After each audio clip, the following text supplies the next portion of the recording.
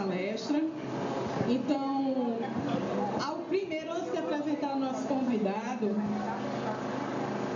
eu queria dar algumas palavras, falar algumas coisas com vocês. Então, para quem não me conhece, eu sou Sandra Siebra, estou como coordenadora do programa de pós-graduação em Ciência da Informação aqui da UFPE.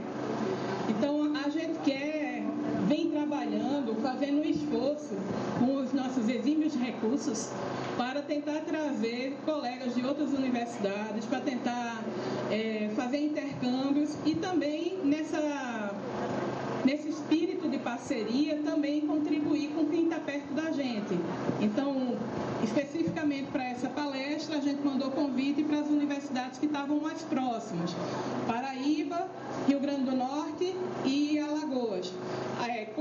Pedindo que avisassem se viessem pessoas para a gente reservar um espaço maior, justamente nesse espírito de colaboração.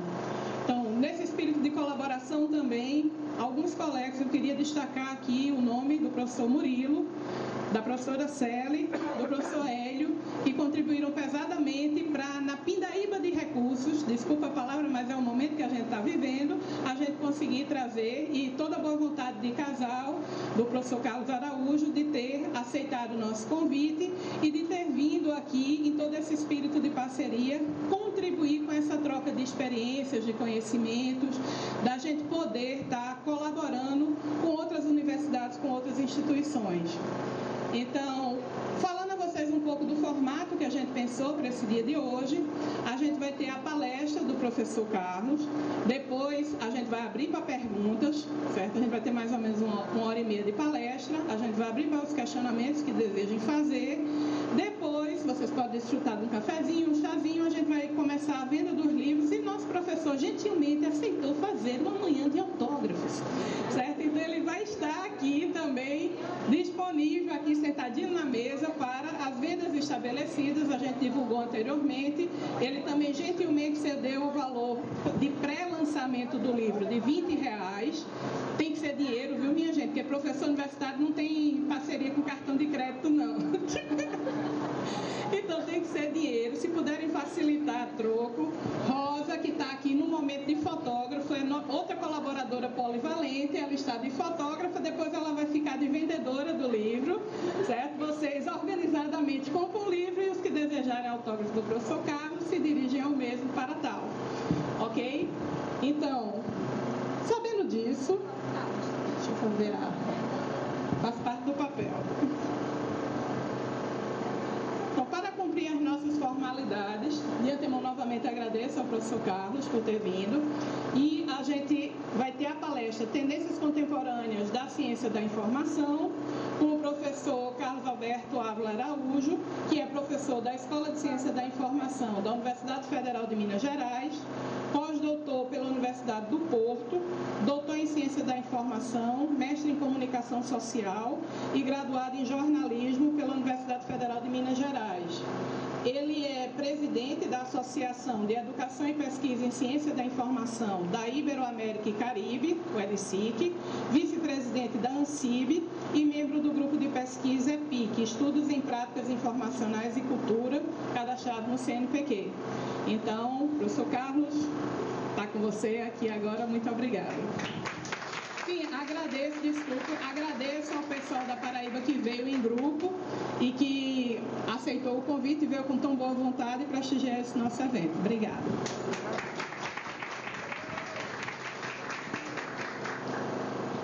Bom dia a todos. Eu acho que o som tá bom? Tá um pouco alto demais. Um pouco alto, talvez.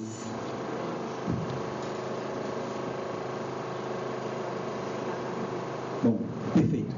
Pessoal, bom dia mais uma vez. Então, eu queria começar agradecendo muitíssimo a Sandra Murilo pela possibilidade de estar aqui. É o meu primeiro contato com o PPGC de Pernambuco. Nós ainda não tínhamos, né, exatamente, eu não tinha vindo aqui ainda, eu conhecia Recife, mas não tinha vindo aqui. Queria muito agradecer ao pessoal da Paraíba por ter vindo. Eu acho que esse tipo de momento é muito importante, principalmente porque me parece que a gente precisa pensar que os nossos programas de pós-graduação, eles são parceiros, né? Eles não são concorrentes, eles não são rivais, na verdade nós todos estamos trabalhando juntos por uma ciência da informação que nós queremos que seja a melhor ciência da informação possível, e por uma ciência da informação que seja a melhor possível, porque nós queremos, quer dizer, para além de ser uma ciência da informação de maior qualidade, nós temos um compromisso com o mundo onde nós atuamos, o mundo que nós queremos conhecer e o mundo do qual nós queremos intervir. Então, nesse sentido, eu fiquei muito desafiado, eu conversei com Sandra, com Murilo, sobre o que seria exatamente a conversa que eu gostaria de ter com vocês hoje, e a ideia, então, seria essa de falar de tendências contemporâneas. E eu acho que um grande desafio para a gente pensar é: o que significa tendências contemporâneas? Nós estamos em 2018. Pode, por favor? Eu já queria começar lembrando, então, trouxe isso aqui para nós lembrarmos que há exatamente 50 anos, um psicólogo dos Estados Unidos chamado Harold Borko, falecido há pouco tempo, publicou um artigo famoso, imagino que todo mundo aqui já tenha passado por ele em algum momento, chamado O que é a Ciência da Informação? E aí é muito curioso porque, assim, ao mesmo tempo é um artigo pequenininho, vocês já viram, né? Tem uma cópia, inclusive, pirata em português que circula por aí, não sei se vocês já baixaram, né? Eu já baixei. Ele, infelizmente, não foi traduzido, né? Não foi oficialmente traduzido até hoje, mas ali, esse artigo ele é visto um pouco como um certo caráter visionário, porque, claro, ele é uma carta de intenções. Nós sabemos que nos anos 60 a expressão ciência da informação começou a ser utilizada, então, mas foi criada uma associação de ciência da informação em 1968, teve evento em 1962, 63, mas as pessoas ficavam perguntando o tempo inteiro: mas o que é essa tal de ciência da informação? O que vocês fazem? Que coisa é essa? E ele sentiu necessidade de publicar um pequeno texto em que ele apresentasse, afinal de contas, o que é ciência da informação. Nesse texto, tem um trecho desse texto que vocês devem saber até de cor, porque todo mundo cita, as mesmas pessoas citam em tudo quanto é artigo, em tudo quanto é trabalho, todo projeto de mestrado e doutorado que está sendo submetido para seleção tem aquele trecho, aquele famoso em que ele diz que a ciência da informação estuda as propriedades, o comportamento da informação, as forças que regem seu fluxo, etc, etc. Então, ali estão alguns elementos que estavam colocados num momento muito específico. Nós estamos falando dos anos 60, nós estamos falando, então, um período que vem logo depois da Segunda Guerra Mundial, um período historicamente conhecido por Guerra Fria, em que nós tínhamos, na verdade, dois países liderando outros países, dois grandes blocos, e um processo de competição entre eles, uma competição que se deu no plano militar, no plano econômico, no plano político e também no plano informacional. Não é à toa que a ciência da informação nasceu nos Estados Unidos, na União Soviética e na Inglaterra. Então, ela nasce muito marcada por esse espírito de um interesse militar, um interesse estratégico em produzir conhecimentos tecnológicos mais rápido do que o meu inimigo. Então, tem uma lógica da eficácia no transporte da informação. Então, não é à toa que na definição do Borko, assim como na definição do Tefko Staracevich, que publica um livro 2 anos depois chamado Introdução à Ciência da Informação, ele diz: a ciência da informação, Staracevich, estuda a efetiva comunicação dos registros humanos. E a gente tende a ignorar essa palavra efetiva. Staracevich está falando de garantir que uma coisa feita por alguém num lugar chegue até uma pessoa que está no outro lugar. De uma maneira diferente, o Borko está dizendo a mesma coisa quando ele fala de as forças que regem o fluxo da informação. Eu não sei se alguém já teve essa curiosidade de ir lá na definição da mecânica na física, mas a mecânica é uma área da física. Quando a gente olha isso, o que é a mecânica? São os mesmos termos utilizados pelo Borko na hora de definir ciência da informação. Então, isso nos anos 60, 50 anos atrás. Vamos dar um salto agora. Eu resolvi trazer aqui esse trecho. Tem um pesquisador brasileiro, na verdade ele não é nascido no Brasil, Jaime Robredo, imagino que o nome seja conhecido de muitos de vocês. Jaime Robredo publicou um livro em 2003, que se chama Da Ciência da Informação Revisitada aos Sistemas Humanos de Informação. É um nome bem comprido, do livro dele. E nesse livro, ele faz um pequeno histórico da ciência da informação em 10 itens, 10 momentos importantes, e o último momento está ali, vou tomar a liberdade de ler, o paradigma de Borko, esse sobre o qual nós acabamos de falar, considerado ainda por numerosos profissionais como o melhor quadro de referência para a ciência da informação, começa a ser cada vez mais questionado, num movimento que é acompanhado pelo surgimento, ou, como ele diz, renascimento, de correntes que enfatizam cada vez mais fortemente os aspectos socioculturais e socioeconômicos da informação. Então, esse foi um diagnóstico do Robredo em 2003. Nós não estamos mais em 2003, nós estamos em 2018. Afinal de contas, então, a gente poderia dizer o que aconteceu ou o que mudou nesses 50 anos de ciência da informação. Então, o que eu gostaria de trazer hoje é uma espécie assim, de uma listagem de algumas teorias contemporâneas que vêm sendo trabalhadas no campo da ciência da informação recentemente. É muito difícil se escolher algumas, eu escolhi 13 para apresentar aqui agora, mas então, antes de falar delas, eu gostaria de rapidamente pensar com vocês aqui um pouco no momento que nós estamos vivendo agora, 2018. Então, a mesma coisa que nós fizemos, então, nos anos 60, qual era o problema nos anos 60? O problema era a Guerra Fria, o problema é como um país consegue se desenvolver tecnologicamente mais rápido do que o outro. Então, o que eu tenho que fazer em relação à produção científica, em relação a políticas científicas, a financiamento, etc., para garantir um determinado objetivo. Não é esse o quadro histórico que nós temos em 2018. Então, nós temos outras questões, nós temos outros problemas.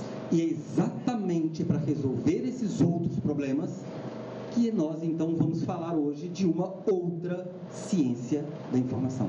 Pode, por favor? Então, eu queria, assim, a gente pensar um pouco com vocês, o que anda acontecendo hoje no campo informacional? Quais são os problemas, quais são as questões, os desafios que a gente vem enfrentando?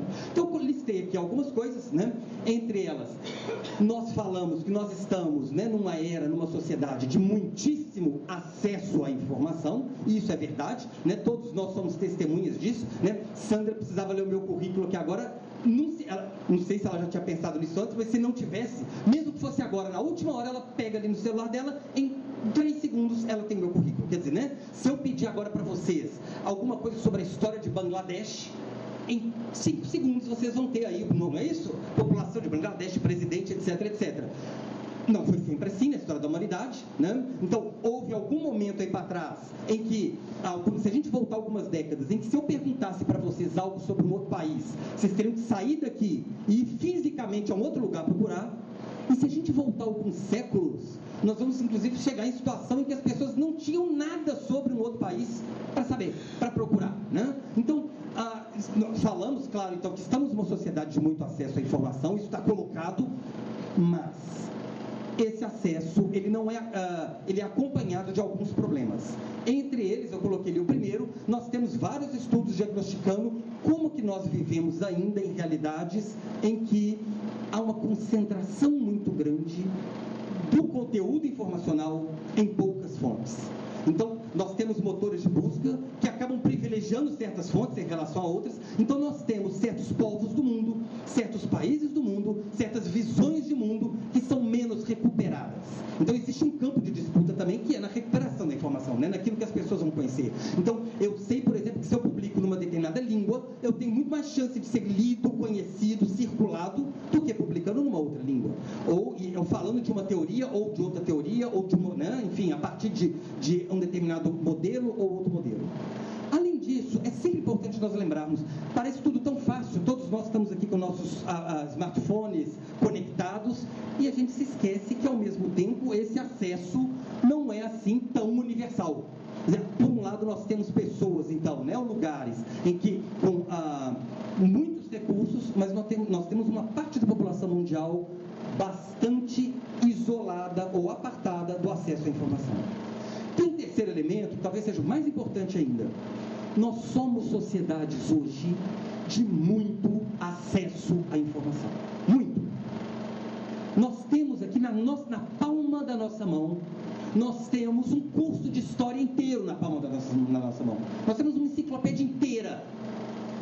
Isso ainda não fez com que nós nos tornássemos sociedades mais sábias. Alguns dizem, pelo contrário, já tem alguns autores diagnosticando que nós vivemos uma sociedade da ignorância. e vocês testemunham no nosso cotidiano, né? Eu vou pegar um pequeno exemplo aqui para não entrar em muita polêmica, mas nós estamos tendo recentemente um movimento, vocês estão vendo, de pessoas que acreditam que a Terra é plana. Tem congresso de terraplanista. Né? E nós estamos falando aqui questão de opinião política, não é nem disso que nós tratamos. O fato é que nós temos elementos, a humanidade já produziu instrumentos para sair do planeta Terra, nós temos foto do planeta Terra, nós temos mapa do sistema solar, nós temos tudo indicando, e ainda tem gente dizendo, não, isso tudo é falso, isso tudo é montagem, na verdade a Terra é plana. E aí eu não sei se vocês acompanharam agora, há uns 2 meses, teve um congresso de terraplanista em que eles disseram que eles concluíram que gravidade não existe. Não sei se vocês viram, depois vocês entrem aí e procurem, né? E aí tem uma teoria, então, de que a gravidade é uma invenção. Gravidade não existe, o que existe são forças eletromagnéticas, enfim, eu não vou entrar aqui na explicação, né? Mas então, dei um exemplo exagerado, mas nós sabemos que esse grande acesso à informação não fez ainda com que a humanidade tivesse sensibilidade histórica, sensibilidade política, sensibilidade humana. Então, na verdade, o que a gente tem comprovado nos últimos anos é que não basta o acesso à informação. Ele é importante, mas a gente precisa tem um passo a mais que precisa ser dado. Nós vamos falar sobre ele, então, hoje, né? Além disso, Big Data, né? Nós falamos o tempo inteiro, então, desse volume. Então, nós vamos criando palavras novas para designar, né? Desde o byte, passando por, né? Vai chegando o yottabyte, etc, etc. Nós vamos mudando palavras. Hoje nós temos mais de 120 bilhões de sites no mundo. Isso, se a gente volta a 4 séculos na história da humanidade, é absolutamente impensável, né? Quando a gente pensa que Powatlee, o movimento da documentação, no comecinho do século XX, chegou a juntar 14 milhões de fichas catalográficas, e aquilo era uma coisa monstruosa em termos de conhecimento, 14 milhões hoje não é nada. Se vocês digitarem uma palavra, se vocês digitarem agora ciência da informação no Google, vocês vão encontrar mais do que isso, numa busca, né? Assim, em alguns segundos. Então, né, estamos diante de alguns desafios. Eu coloquei ali uma coisa que também vem aparecendo muito forte na literatura, que é o chamado fim do paradigma do balcão. Então, durante muito tempo, nossas atividades informacionais, elas foram construídas pensando num sujeito, num cliente que precisa de informação e ele vai até algum lugar buscar informação. E não é isso que as pessoas querem hoje. Na verdade, os motores de busca fazem isso, né? Se eu quero agora saber alguma coisa, eu não vou mais a um lugar físico, eu não vou a um serviço. Eu tenho um motor de busca que faz isso para mim. Na verdade, os sujeitos querem, né? O cidadão do século XXI, ele quer produzir, ele quer compartilhar, ele quer classificar, ele quer indexar, ele quer contestar, ele quer interferir. Então, na verdade, a gente precisa também pensar em novos serviços, né? Na verdade, já estão acontecendo, né? Novos serviços, novas intervenções que deem conta desse caráter ativo dos sujeitos.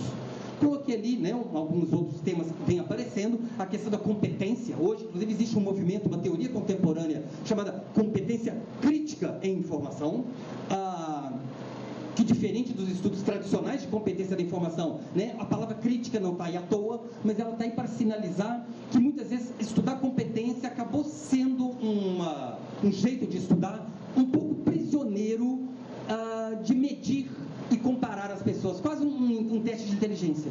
Então, na verdade, há a expectativa de agregar novos elementos em estudo de competência, na maneira como as pessoas lidam com a informação. Eu pus ali memória, preservação, né? Nós temos uma outra, é tão curioso isso, né, para a gente pensar. Uma coisa que vem aparecendo muito forte também na literatura do nosso campo é: quem vai cuidar dos nossos acervos digitais? Porque nós sabemos, bibliotecas, arquivos, museus, são instituições públicas. Mas as empresas que constroem, né, as redes sociais são empresas comerciais. Elas não têm o mesmo compromisso com a preservação do patrimônio da humanidade que um arquivo e uma biblioteca. Para a gente pensar num exemplo muito simples, eu imagino que muitos de vocês devem ter chegado a ter uma conta no Orkut. E o Orkut acabou. Quem é o responsável por guardar o Orkut?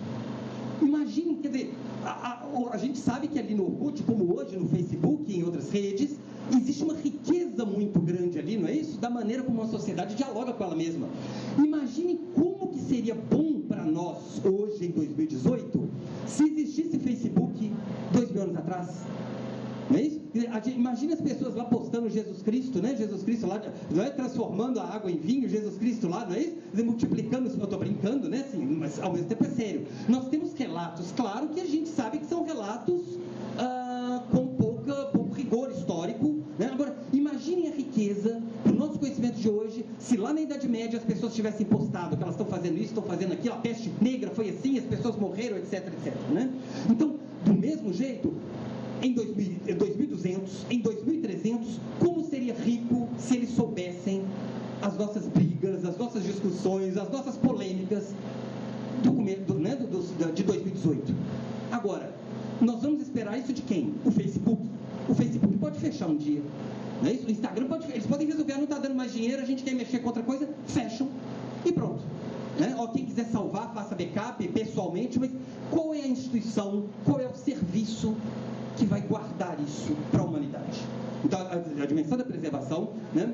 A pós-verdade, eu não podia deixar de colocar essa palavra, vocês têm acompanhado, né? Pós-verdade foi considerada a palavra do ano em 2016, pelo dicionário Oxford da Inglaterra. Essa palavra, muita gente tem criticado o uso dessa palavra, dizendo que pós-verdade seria uma espécie de sinônimo de mentira, né? Mentira sempre existiu, né? Pessoas distorcendo, inventando, fake news sempre existiram, verdade, sempre existiu. A novidade do conceito de pós-verdade é que tem um fato novo na história da humanidade. Ao longo dos séculos, sempre existiram mentiras. Então, na Idade Média, você tinha gente vivendo lá, e aí chegava um viajante e dizia assim: eu peguei um navio, fui para o mar e tinha um dragão no meio do mar. E a pessoa acreditava. Não, ela não, enfim, né, ela não estudou, enfim, não conhecia nada, não existia foto, não existia nada. Alguém disse que viu um dragão, por que a pessoa estaria mentindo? Que viu um vampiro, enfim, viu um monstro de 3 cabeças, né? Hoje nós vivemos. Qual é a novidade? É que hoje nós temos acesso suficiente à informação para verificar a veracidade, mas não fazemos isso. Essa é a novidade do conceito de pós-verdade. Então alguém vira e fala para mim que um determinado político fez isso, né? Não vamos aqui dar exemplo agora não, né? Mas um determinado político fez isso. Eu tenho como, em alguns segundos, conferir se ele fez ou não fez, se ele disse ou não disse, mas eu não faço.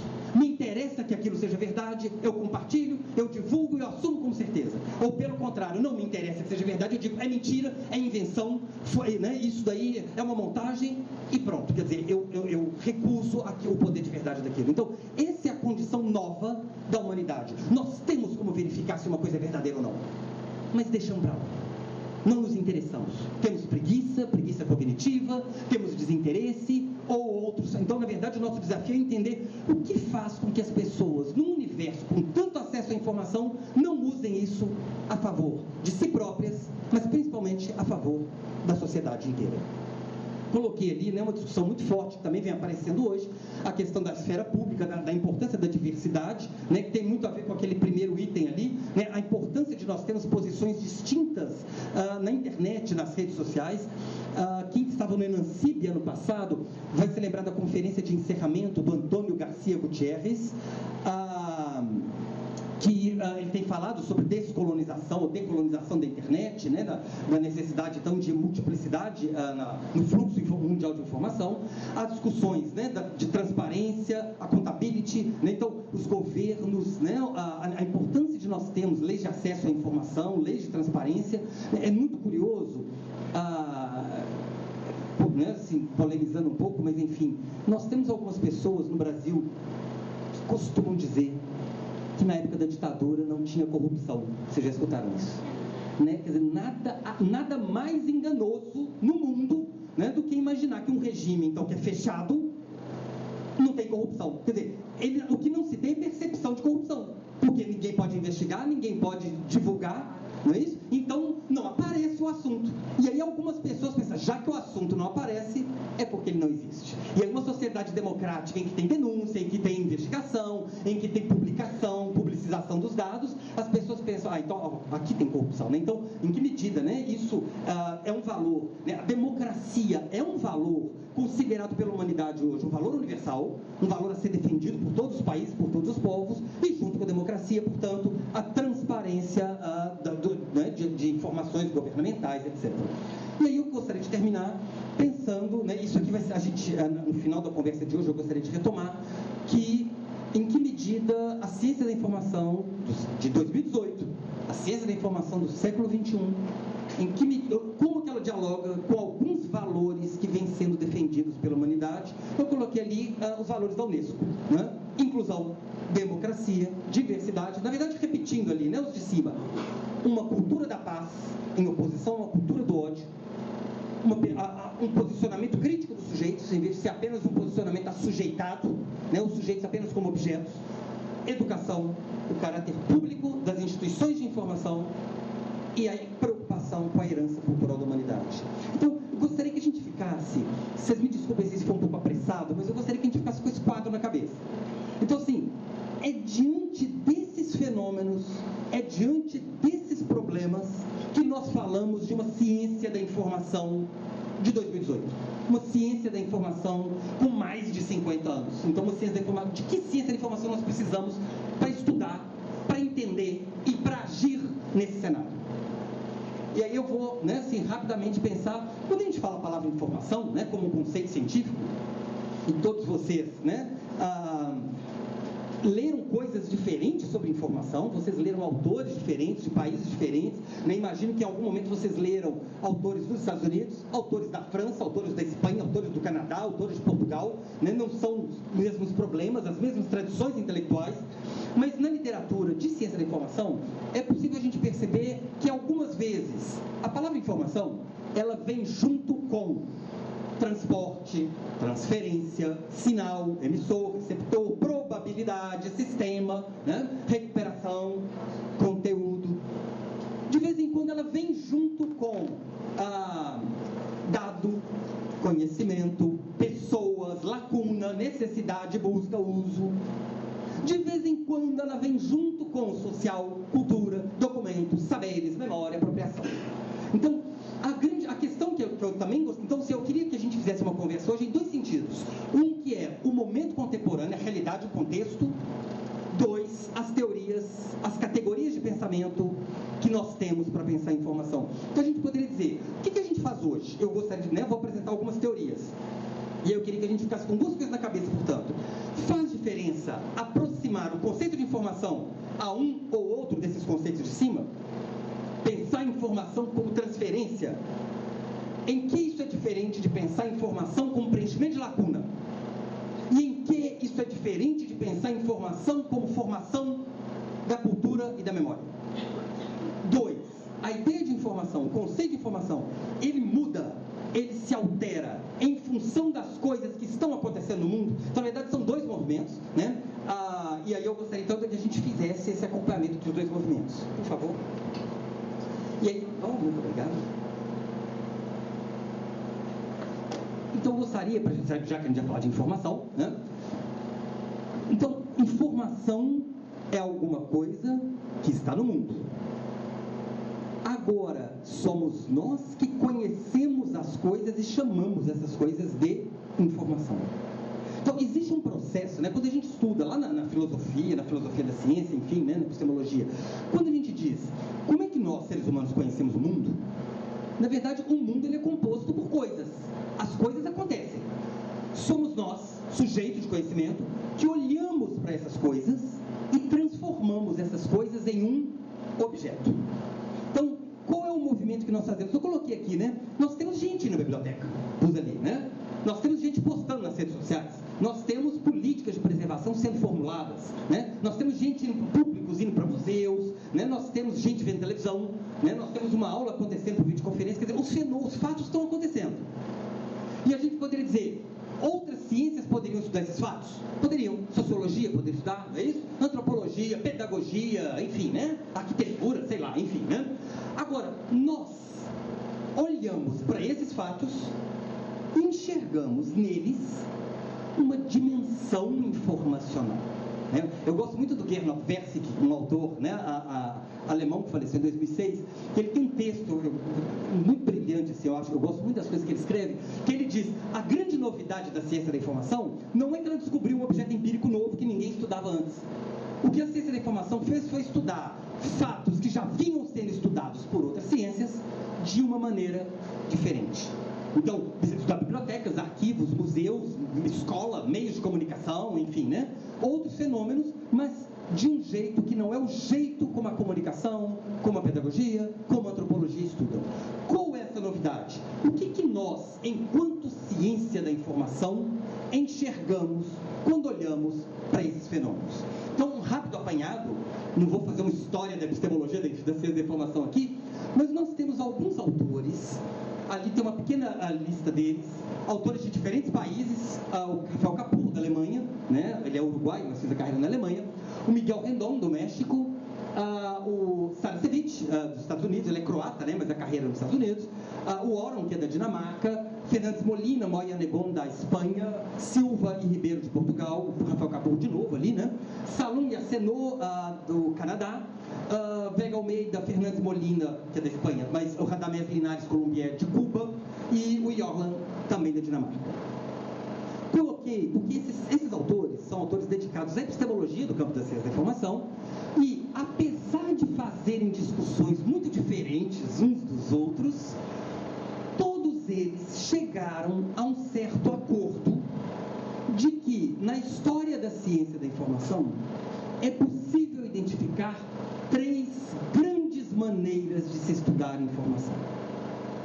Então, veja bem, não são coisas que eles estão propondo para o campo, eles não estão dizendo que deveria haver 3 maneiras. Eles estão dizendo, olhando para o que foi de fato produzido, que foi de fato publicado, é possível encontrar 3 maneiras. Vocês estão vendo que eles dão nomes ali diferentes, né? Eu gosto particularmente do trabalho do Saracevich, é um verbete de um dicionário que ele chama-se Ciência da Informação, um verbete. E ele diz que tem 3 maneiras de dar informação. Uma que ele chama de restrita, em que a informação é entendida como um transporte, portanto, de algo físico. Então, o desafio é como garantir esse transporte.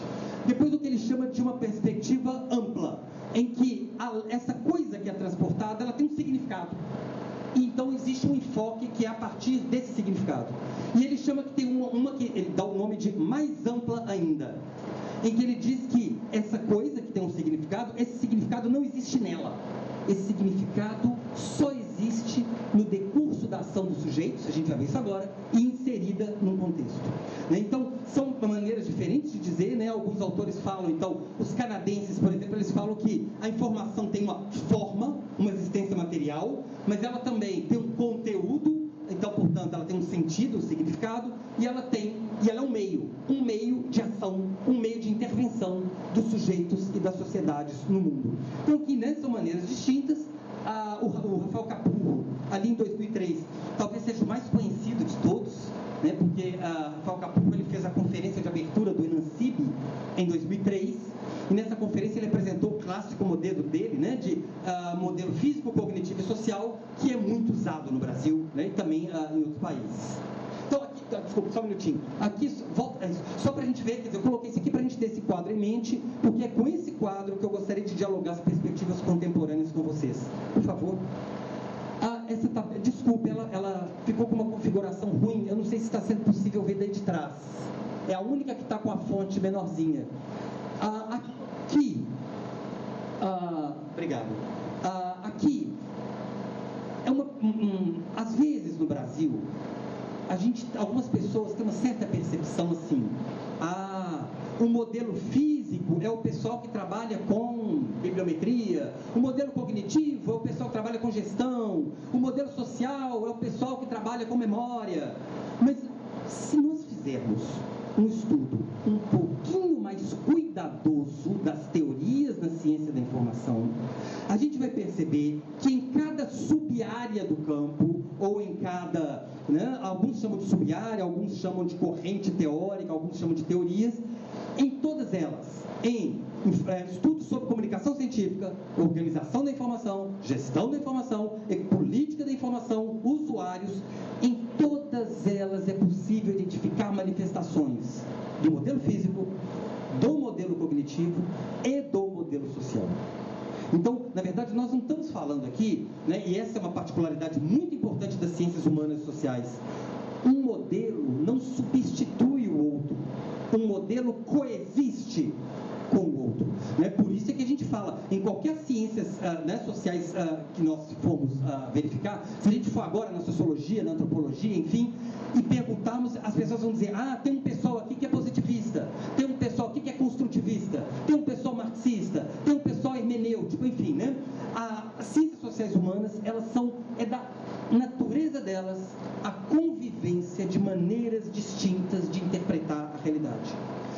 dizendo isso porque é muito diferente das ciências naturais. Então, se a gente for agora nas ciências exatas e perguntar para eles qual a sua corrente de pensamento, ele vai responder a científica, a que existe, né? Não, quer dizer, nós estudamos aqui mecânica, ótica, etc. Eles estudam assuntos, mas eles têm uma maneira de estudar esses assuntos, né?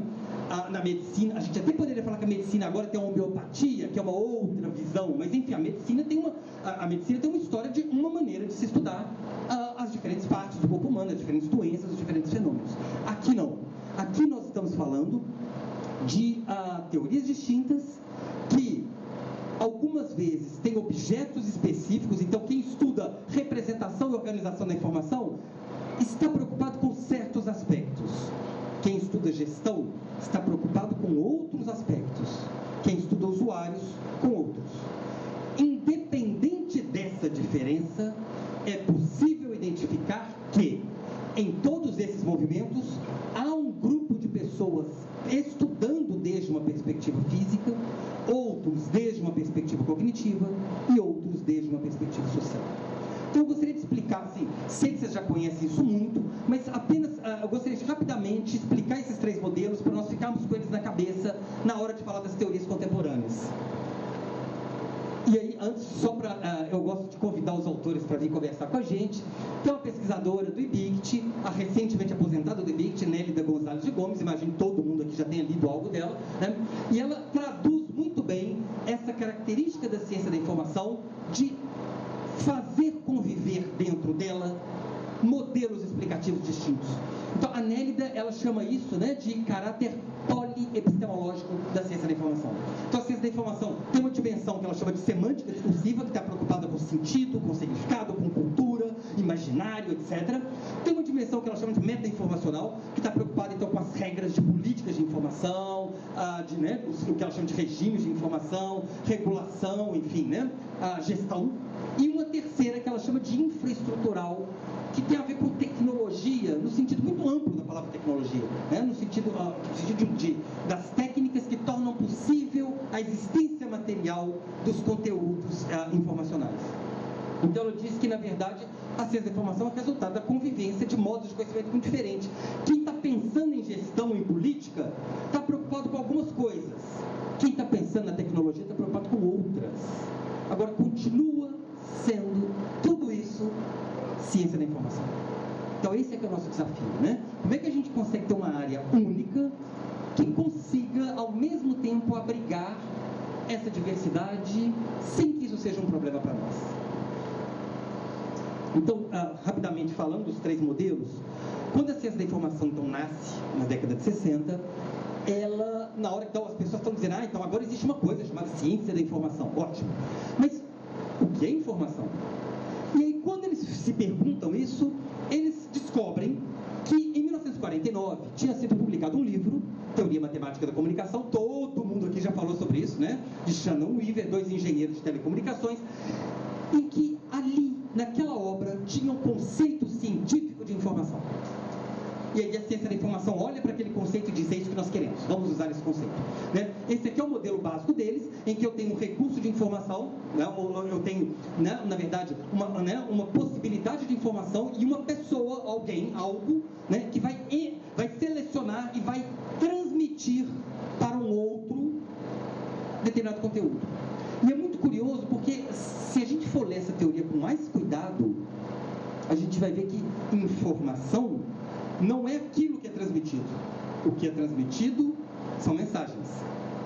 A informação, para a teoria matemática, é aquilo que poderia ter sido transmitido.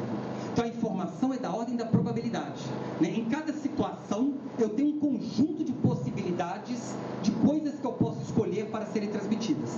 O que está na matriz do conceito de recuperação da informação. Então, a ideia, né, que está aqui é que a informação envolve esse processo. Nós estamos falando de um período em que, somente nos Estados Unidos, está em voga, está hegemônico o pensamento comportamental e a teoria sistêmica. Então, na verdade, essas coisas se juntam para montar um modelo que aqui é uma tentativa de representar esse modelo. Então, veja bem, eu tenho um sujeito e outro sujeito. Esse sujeito, ele produz documentos artigo científico, ele produz tese, ele produz livro, né? Estou falando disso porque no primeiro momento a ciência da informação se voltou para a comunicação científica. Isso que ele produz precisa chegar até os outros sujeitos. Esse era o problema da ciência da informação nos anos 60. Como é que eu construo, e aí está ali, né, instrumentos para fazer com que esse processo de transporte seja mais barato, mais rápido, mais eficiente, com menos perda. Isso era estudar ciência da informação nos anos 60, nos anos 70. Aí vocês vão dizer, nunca deixou de ser. Verdade. Isso nunca deixou de ser um problema para a gente, né? Quer dizer, hoje, quando a gente fala em acesso livre, periódico de acesso livre, nós estamos falando disso, claro, né? Nós sabemos que se eu tenho um periódico digital, né? Os periódicos brasileiros hoje da nossa área são todos digitais. Se eu tenho um periódico digital, ele tem um tempo para chegar até as pessoas que é muito diferente do tempo do impresso. Então, claro que essas coisas têm a ver com essa problemática. Essa problemática, ela não foi abandonada pela nossa área. Só foi acrescida de outras problemáticas. Então, esse foi o modelo em vigor, década de 60 e década de 70. No final dos anos 70, alguns pesquisadores começaram a se queixar muito de que a ciência da informação, tal como era, não permitia suficientemente que todos os problemas de pesquisa deles fossem resolvidos. E aí começa, então, uma reivindicação muito forte para que o conceito de conhecimento seja incorporado ao campo. Por favor.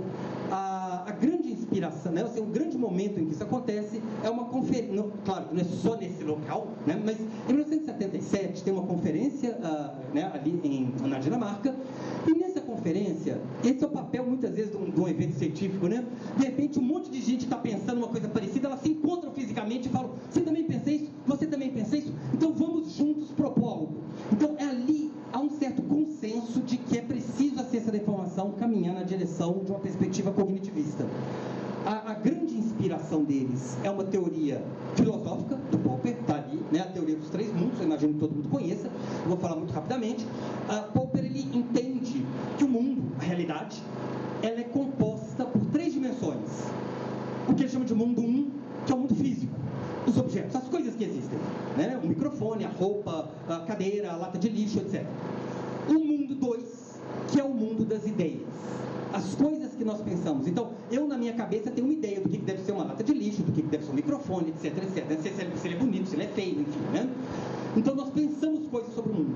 E o mundo 3, que é o mundo 2, transformado em mundo 1. Quer dizer, quando as nossas ideias se tornam coisas. Então, eu escrevo num papel, essa lata de lixo é bonita, ou essa lata de lixo poderia ser assim, né? Alguém escreve assim, essa palestra está muito chata, né? A Sandra está lá escrevendo assim, não estou aguentando mais, quero ir embora para casa, né? Estou brincando. Mas uma coisa é o que está na cabeça dela, outra coisa é o que ela é, quer dizer, aquele registro dela ali, de repente, não está mais dentro da cabeça dela. Está acessível para todos nós, né? Se a gente quiser saber o que a Sandra está pensando, agora a gente olha ali para o caderno, não é isso? Não está mais dentro da mente dela. Então, esse movimento, quando o Popper escreve essas coisas, o pessoal da ciência da informação diz, está aí o nosso objeto, está aí o que nós temos que estudar. Nós temos que estudar o mundo 3. Nós temos que estudar aquelas coisas que o ser humano tem aqui dentro, mas que ele tornou algo externo a ele. Coisas às quais o ser humano deu materialidade. Depois, né, nós temos a famosa fórmula, a equação fundamental da ciência da informação, né, está ali em inglês, em que o que seria informação nesse sentido, né? Não apenas esse processo de produção, mas principalmente o efeito desse processo de produção naquilo que nós conhecemos do mundo. E aí o Brooks, a partir dessa ideia, formula aquela equação em que ele diz que o que é informação, então? É a medida da alteração do estado de conhecimento de um sujeito. Alguns anos depois, um sujeito chamado Michael Buckland publica um trabalho que também é muito citado na nossa área, muitos de vocês devem conhecer, em que ele faz aquele esquema ali, ele faz uma provocação, na verdade ele faz um estudo dizendo quem estuda informação, ou como é que o conceito de informação aparece, quais as manifestações do conceito de informação. E aí ele encontra 3. Que ali é o número 1, informação é um processo por meio do qual eu me informo, eu fico sabendo das coisas. 2, né, informação é aquilo que eu sei, então, as coisas que eu sei, que eu conheço, portanto, né? E 3, a informação são os dados, são os registros de conhecimento, são os documentos.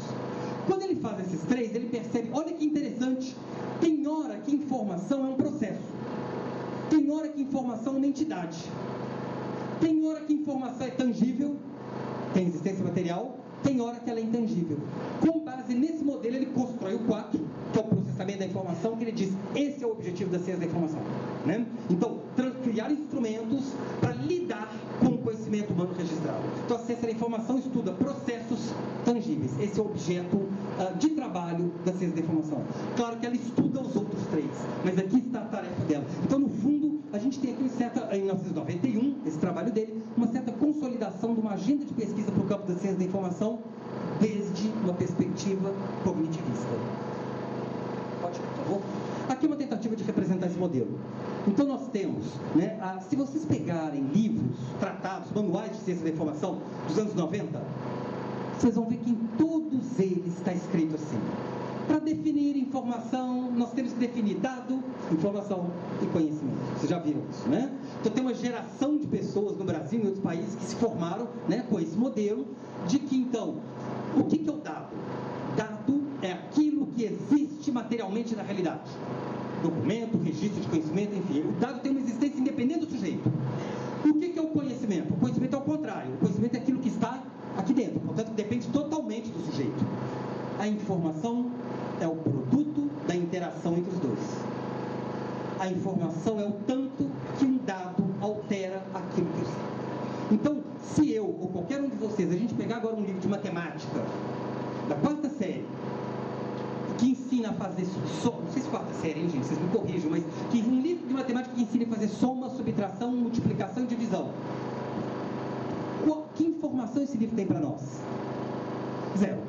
Nós já sabemos essas coisas, não é isso? Então nós lemos alguma coisa que não nos diz nada. Então veja bem, isso nos mostra, nesse modelo, que a informação não está no livro. Nós não estamos dizendo que o livro é ruim.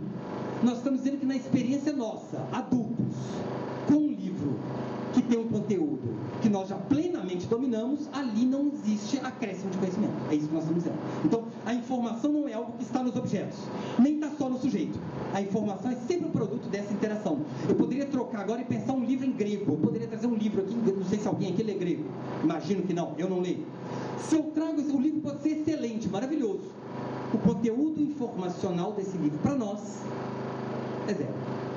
Independente da qualidade dele, né? Então, né, assim, a gente está aqui, claro, né, usando exemplos extremos para pensar, mas nós poderíamos, então, trazer exemplos mais concretos, né? Então, em que, ou mais próximos da nossa realidade, em que nós olhamos para alguma coisa e, eventualmente, ela pode ser muito significativa para uma pessoa e pode não ser para outra pessoa. Então, o que é informação vai variar de acordo com o estoque de conhecimento do sujeito. Então, a gente poderia dizer que o modelo cognitivista, ele substitui a perspectiva objetiva do primeiro modelo por uma perspectiva subjetiva do segundo modelo. Acontece que o pessoal da ciência da informação também não ficou satisfeito só com esse segundo modelo. E aí, ao longo dos anos 80, algumas pessoas começaram a apresentar certas críticas. E em 1991, no primeiro Collins, que é o Conceptions of Library Information Science, congresso que hoje é o congresso mais importante da nossa área, vários pesquisadores chegaram num certo acordo de que estava na hora de propor, talvez, um terceiro jeito de se estudar informação. E esse acordo deles, no primeiro momento, é só um acordo, assim, de uma certa insatisfação. Ó, só o cognitivo não dá. E aí, ao longo dos anos seguintes, começaram a aparecer algumas manifestações do que poderia ser um terceiro modelo. O Blaise Cronin, ele tem um artigo muito interessante em que ele fala de um possível... Primeiro ele fala de um cognitive turn, uma virada cognitiva, e ele fala de uma possível virada social ou sociológica no campo da ciência da informação nesse momento. Do mesmo jeito que a teoria matemática foi a grande influência do paradigma físico e a teoria do Popper foi a grande influência do modelo cognitivo, uma das grandes influências de um possível modelo sociocultural é a teoria da construção social da realidade de Peter Berger e Thomas Luckmann. Não sei o quanto que vocês conhecem, claro que não é a única, né? Mas é um trabalho considerado clássico, de 1966. Nesse trabalho, os dois autores, a grande questão deles é: como é que nós decidimos o que é real? Como é que nós decidimos, né? Aí a gente falou aqui no comecinho hoje da Terra plana. Eu poderia mudar a pergunta para: o ser humano já esteve na Lua?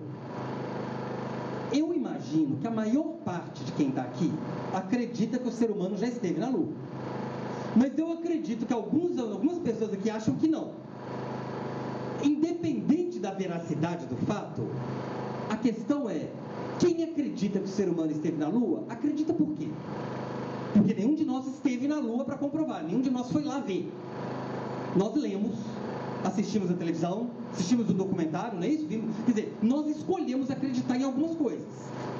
Quem está aqui que não acredita, provavelmente deve ter lido, deve ter visto um vídeo que mostra as farsas do vídeo que foi feito lá na Lua, né? Aí tem uma teoria que diz que foi uma montagem, deve ter lido essa teoria e resolveu acreditar nessa teoria. Estou querendo dizer com isso que nós não simplesmente lemos uma coisa e acreditamos nessa coisa. Né? Existe um trabalho que é: nós recebemos um vídeo de alguma coisa, de um candidato político que falou tal coisa, né? A gente recebe esse vídeo e aí alguns dizem: ah, então ele falou. Outros recebem e dizem: é uma montagem. Outros recebem e dizem: eu vou checar se isso é verdade ou não. Eu vou perguntar, inclusive a gente sai perguntando para as outras pessoas, né? E dependendo da resposta que as outras pessoas nos dão, a gente forma a nossa opinião, não é isso? Então, eventualmente eu vejo algo e penso: isso aí é mentira. Mas aí todo mundo com quem eu convivo diz que é verdade. E eu penso: bom, então o problema deve ser eu, porque está todo mundo acreditando naquilo ali. Então, na verdade, Peter Begley e Thomas Luckmann, o que eles estão dizendo é: o real, esse real que nós decidimos, né, se o homem esteve ou não na Lua, se a Terra é plana ou não, e assim sucessivamente, ele não tem existência nele mesmo. Ele é construído. O paradigma cognitivo já tinha um pouco falado isso. A novidade é que eles dizem: ele não é construído pelo indivíduo, ele é construído socialmente. Somos nós, no decurso das nossas interações com outros, que vamos gerando determinados consensos sobre as coisas, sobre quem, né, sobre o que é bonito e o que é feio, que música que é boa, que música que é ruim, que pessoa que é agradável, que pessoa que é louca. Não tem umas pessoas que a gente classifica como loucas? E algumas a gente tranca em alguns lugares por conta disso, não é? Algumas a gente isola por conta disso, né? Nós não estamos aqui defendendo, atacando nada, nós estamos dizendo que nós fazemos essas coisas, né? Portanto, existe um processo duplo em que só é possível construir esse real por meio de dois processos que eles chamam de externalização e internalização. O que é externalização? É o ato humano por meio do qual aquilo que nós pensamos passa a ter existência. Então, né, eu acho tal coisa de tal candidato político. Aí eu vou lá e digo: eu acho isso dele. Aí o outro vai lá e diz: eu também acho. Ou diz o contrário: não, é o contrário. E o outro diz que é o contrário, o outro diz que é o contrário. E desse embate nós chegamos a determinados fatos que são considerados, portanto, verdadeiros. Ao mesmo tempo nós internalizamos. Quer dizer, aquilo que os outros produzem, eu leio, eu interpreto, eu recuso, eu rejeito, eu concordo, eu passo a aceitar, incorporar como algo meu. Então, há um processo duplo e no meio do caminho há o que eles chamam de objetivação. Além de produzir documentos, nós, seres humanos, criamos certas instituições que decidem quais são os documentos mais importantes. Então, nós temos, por exemplo, uma escola. A escola, todo mundo aqui, né? Nós estamos em épocas um pouco diferentes, mas um modelo brasileiro razoavelmente parecido. Eu imagino que todo mundo aqui tenha lido Machado de Assis. Por que todo mundo aqui leu Machado de Assis? Quer dizer, a escola resolveu que aquilo ali, né, a produção do Machado de Assis é alguma coisa que toda criança deveria ler. Há pouco tempo, vocês vão se lembrar, teve na prova do Enem uma letra de música de uma cantora contemporânea, que algumas pessoas criticaram dizendo: ah, mas essa moça, o tipo de música que ela faz, não podia estar no Enem. Independente da nossa opinião, quem organizou o Enem acreditou que aquela música é um elemento da cultura popular que deveria fazer parte da prova, que as pessoas deveriam conhecer e refletir sobre, né? Então, nós fazemos escolhas, né, por meio, e no fundo, bibliotecas, arquivos, museus fazem escolhas o tempo inteiro.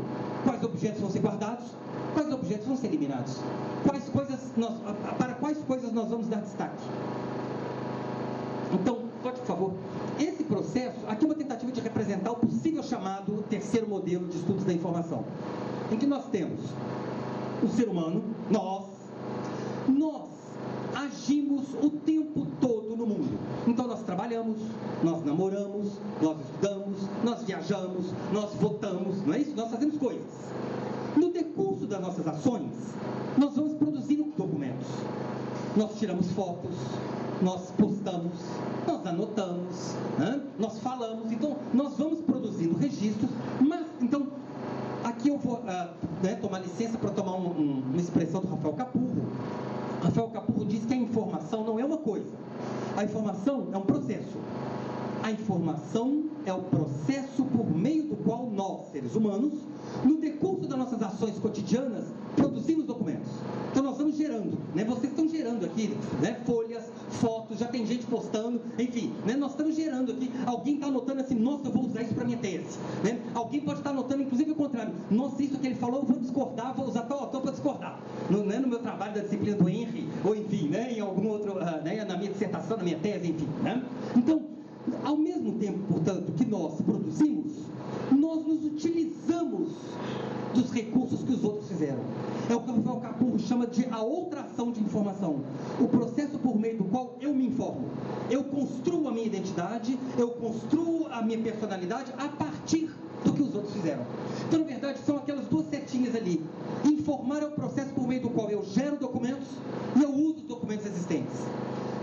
A resultante desse processo é que, à medida em que nós vamos gerando documentos, gerando registros de conhecimento, nós produzimos uma coisa que Peter Berger e Thomas Luckmann chamam de acervo social do conhecimento. Alguns autores chamam de memória social, ou memória coletiva, ou cultura, enfim. E aí, ali no meio, vocês devem ter visto, na verdade, nós também construímos certas instituições, arquivos, bibliotecas, museus, para interferir nesse processo. Quer dizer, para pegar nesse acervo social, algumas coisas que devem ser mais lidas pelas pessoas e outras que devem ser ignoradas. Às vezes dando certo, às vezes não, né?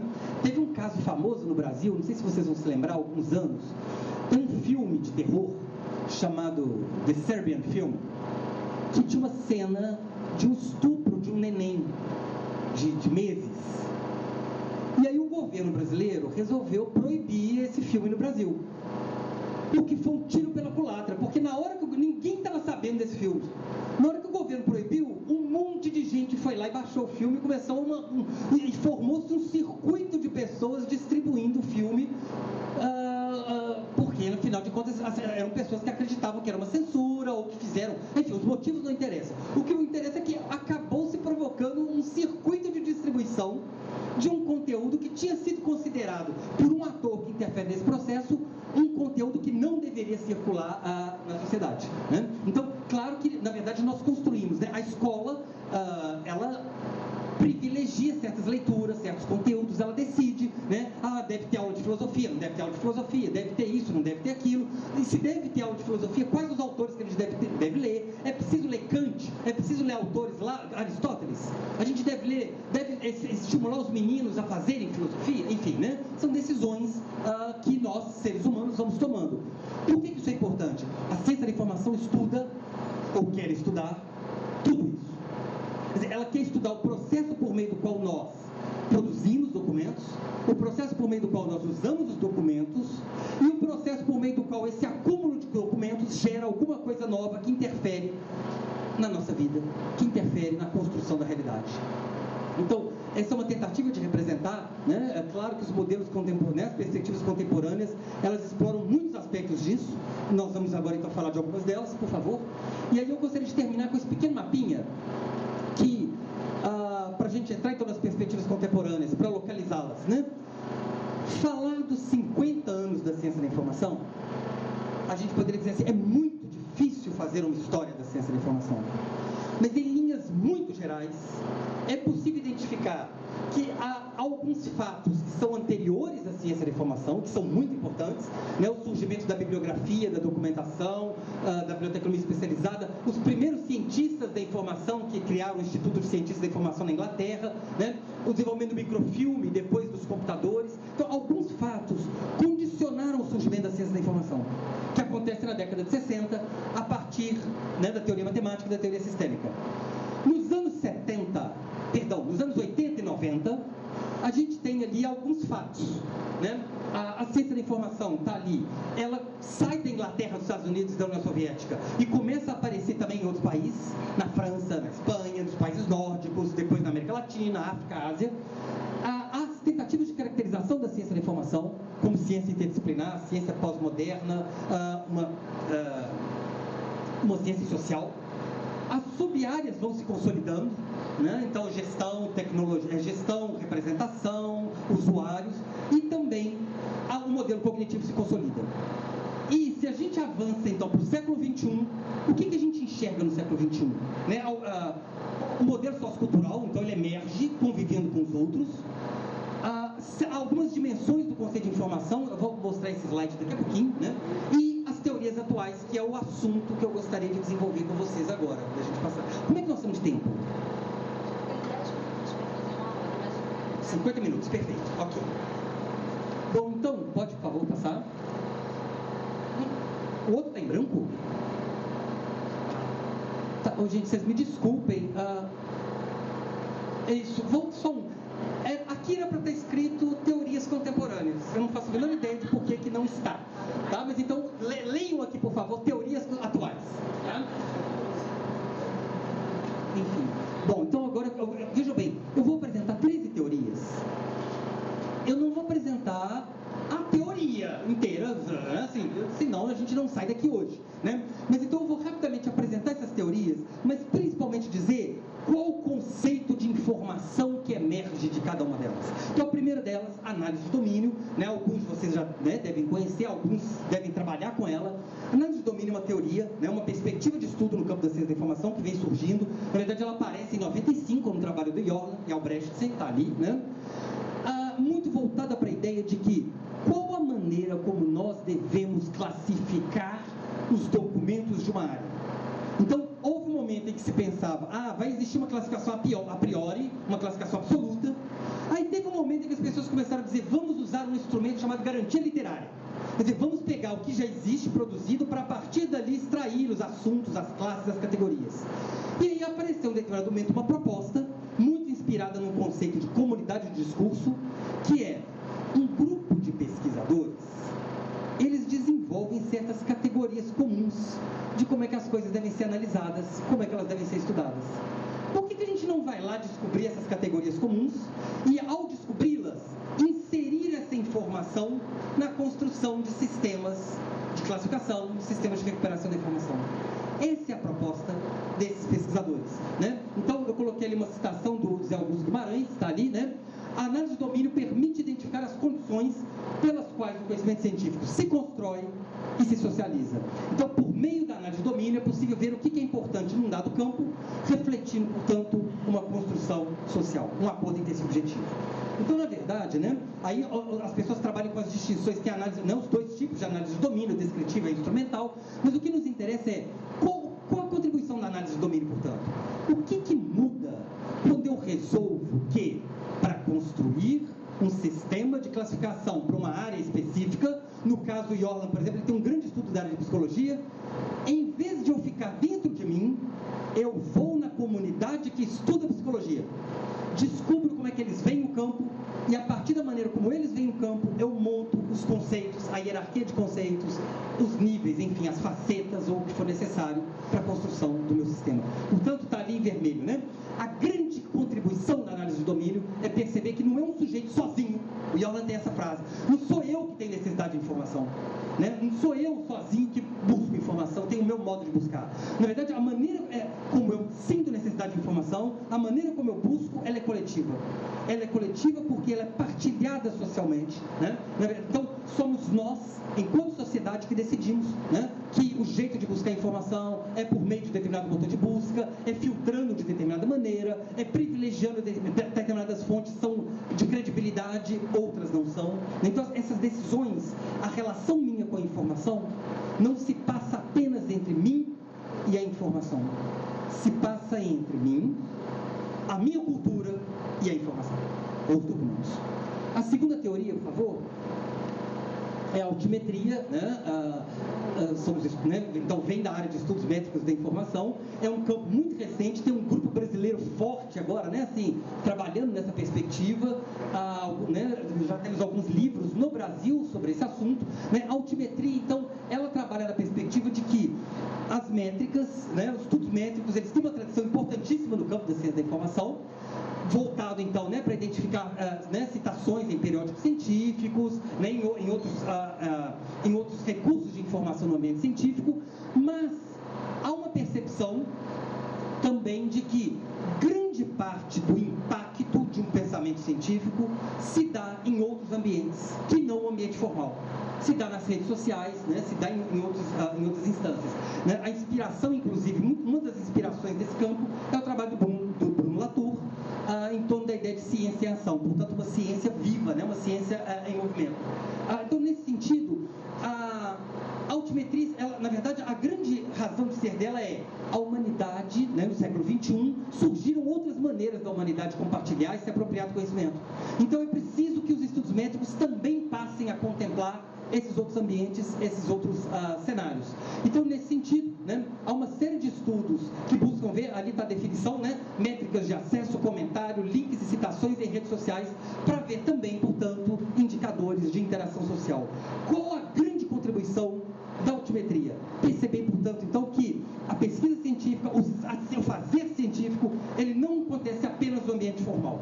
Ele acontece sim, ele tem uma importância, claro, mas ele também acontece na vida social. Quer dizer, ele é muito marcado por essa dinamicidade da vida humana. Então, portanto, o impacto de uma ideia também é socialmente construído. A terceira teoria, cultura organizacional, de vez em quando a gente vê na literatura cultura informacional, né? E eu pus ali, a orientação informacional é uma espécie de subteoria dentro dela, né? Uma teoria mais específica, que ela é derivada diretamente dos estudos em gestão, né? Aqueles estudos de gestão da informação, do conhecimento dos anos 90, que trabalhavam muito com aquela ideia do tácito, do explícito, eu acho que todo mundo aqui já deve ter passado por isso, né? Que sempre trabalharam muito na perspectiva do indivíduo. Então, dentro de uma empresa, como é que eu produzo instrumentos, ambientes, para fazer com que o indivíduo torne explícito o seu conhecimento tácito e que ele incorpore os conhecimentos disponíveis, quer dizer, que ele faça os conhecimentos explícitos da empresa serem apropriados. Só que, ao longo dos anos, quem trabalha com esse assunto percebeu que, olha, a empresa não é composta por indivíduos atomizados, isolados. Existe uma cultura ali dentro da empresa. Então, numa empresa, eu tenho uma certa cultura de mais cuidado com a informação, em outras menos. Em algumas de checar informação, em outras menos. Em algumas de buscar informação fora, em outras não. Portanto, eu não posso mapear apenas a relação que cada indivíduo tem, mas eu preciso ver como é que um conjunto de indivíduos gera uma maneira coletiva de lidar com a informação. Então, né, aí aparece essa ideia, tem uma definição ali também, conjunto de valores, crenças, processos de socialização, compartilhamento e uso de dados, informação e conhecimento no ambiente corporativo. Portanto, qual a contribuição dessa teoria? Não, e aí a orientação informacional é uma teoria específica ali dentro, que lida com, que dialoga com, mas que propõe como é que algumas empresas podem ser mais inteligentes na maneira de construir ou de direcionar a cultura organizacional para determinados objetivos. Então, qual que é a contribuição dessa teoria? Ver que na empresa não é apenas, então, não são apenas pessoas, o processo, mais uma vez, não se dá apenas entre o indivíduo e a informação. É uma ação reciprocamente referenciada. Então, a maneira como os outros lidam com a informação afeta a minha. Que seja para eu concordar ou que seja para eu reforçar a minha discordância.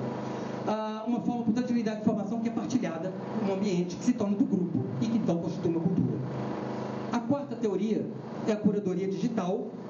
Né? A curadoria digital, ela é uma área curiosa porque ela nasceu de uma pergunta muito simples, assim, ela nasceu do problema da obsolescência tecnológica. Eu tenho um acervo em disquete, e eu não posso manter aquele acervo em disquete, quer dizer, eu preciso pensar, né? Ou eu tenho determinado software e ele precisa de alguma maneira avançar, ele precisa de alguma maneira, eu preciso garantir que ele seja acessível anos depois.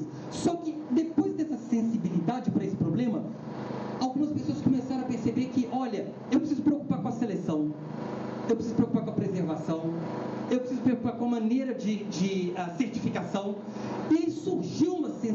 possibilidade para se pensar que eu não deveria ter preocupações isoladas, só com a preservação, só com a obsolescência ou só com a certificação, mas que eu poderia ter um tipo de pensamento que fosse globalizante, pensando em todos os aspectos ou em todo o ciclo de vida dos documentos.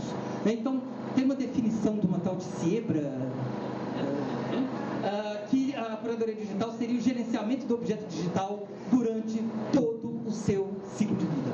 Então, na verdade, né, e aí tem um grupo, por exemplo, no Brasil, além disso, trabalhando especificamente com a questão do reuso dos dados científicos, né, com a possibilidade de que aquilo que eu trabalhei na minha pesquisa possa ser, de alguma maneira, depois utilizado por outras pessoas. Já tem no Brasil algumas universidades que estão exigindo que os seus pesquisadores disponibilizem os dados brutos nos repositórios institucionais. Isso, do mesmo jeito que o Comitê de Ética está sendo uma exigência para nós publicarmos, também essa questão de possibilitar o reuso. Então, qual que é a grande contribuição da curadoria digital? Né? Essa preocupação com o todo. Então, diferente da teoria matemática, né, ou do modelo que era preocupado então ali com aquele aspecto do transporte, aqui é uma preocupação com um processo global, né, um processo que não tem exatamente início e final, na verdade é um processo que está continuamente se refazendo e, portanto, a ligação entre os vários momentos e instâncias da atividade humana de lidar com a informação. A produção, a preservação, a seleção disso, o uso, o reuso e assim sucessivamente.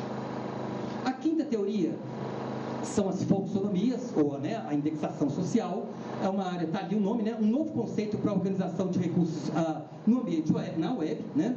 Portanto, folksonomia é uma expressão que vem de regras, nomos, e folk, povo, para dizer que, olha, os seres humanos classificam as coisas. As pessoas comuns, elas veem um filme e elas querem dizer se esse filme é bom ou se ele é ruim, elas visitam uma cidade, elas querem dizer onde que as pessoas, recomendar lugares, né, como é que fala recomendar ao contrário?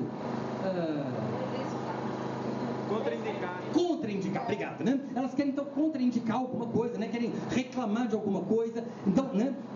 E aí, na verdade, há um movimento de é possível nós construirmos sistemas de representação que deem chance para que essa ação aconteça e ela faça parte. Então, para além de ser alguém que decidiu classificar uma coisa por tal assunto ou por tal categoria, é possível permitir que as pessoas intervenham nesse processo. Então, nós temos, né, há alguns anos já, pessoas dedicadas à construção de sistemas que permitem isso. Né? E, portanto, qual que é a contribuição? Está ali uma definição da Luciana Gracioso, né, da UFSCar, linguagem de interface para organizar e recuperar conteúdos em plataformas virtuais interativas. Portanto, a grande contribuição dessa teoria é pensar que o ato de classificação não é apenas uma ação técnica, uma ação profissional. Na verdade, a ação profissional nessa perspectiva não é encontrar o assunto de algo.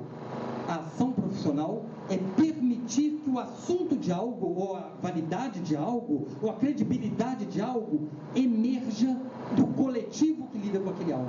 Então, eu posso criar mecanismos que façam com que as manifestações das pessoas reverberem e alimentem a maneira como o meu sistema que armazena essas coisas, organize essas coisas. Né? Portanto, os sujeitos comuns, a ideia de que as pessoas comuns, elas chegam a determinados consensos. E portanto, a representação é um ato socialmente construído. A sexta teoria é a ética intercultural da informação. Veja como uma teoria específica. Existe uma área grande chamada ética da informação, né, na qual atuam pessoas com perspectivas muito distintas. Nos últimos anos, vem se desenvolvendo dentro do campo de ética uma teoria específica que acrescentou aquela palavrinha ali no meio, intercultural. Querendo dizer o que com essa palavra? Que a ética não pode ser um campo no qual eu tenho certas normas fixas que valem para todo mundo. É preciso que eu permita, que eu construa instrumentos, né, ou maneiras para que os diferentes povos do mundo apresentem as suas demandas éticas, aquilo que eles consideram ético, e, portanto, é preciso que haja uma ética flexível, maleável a diferentes contextos históricos e sociais.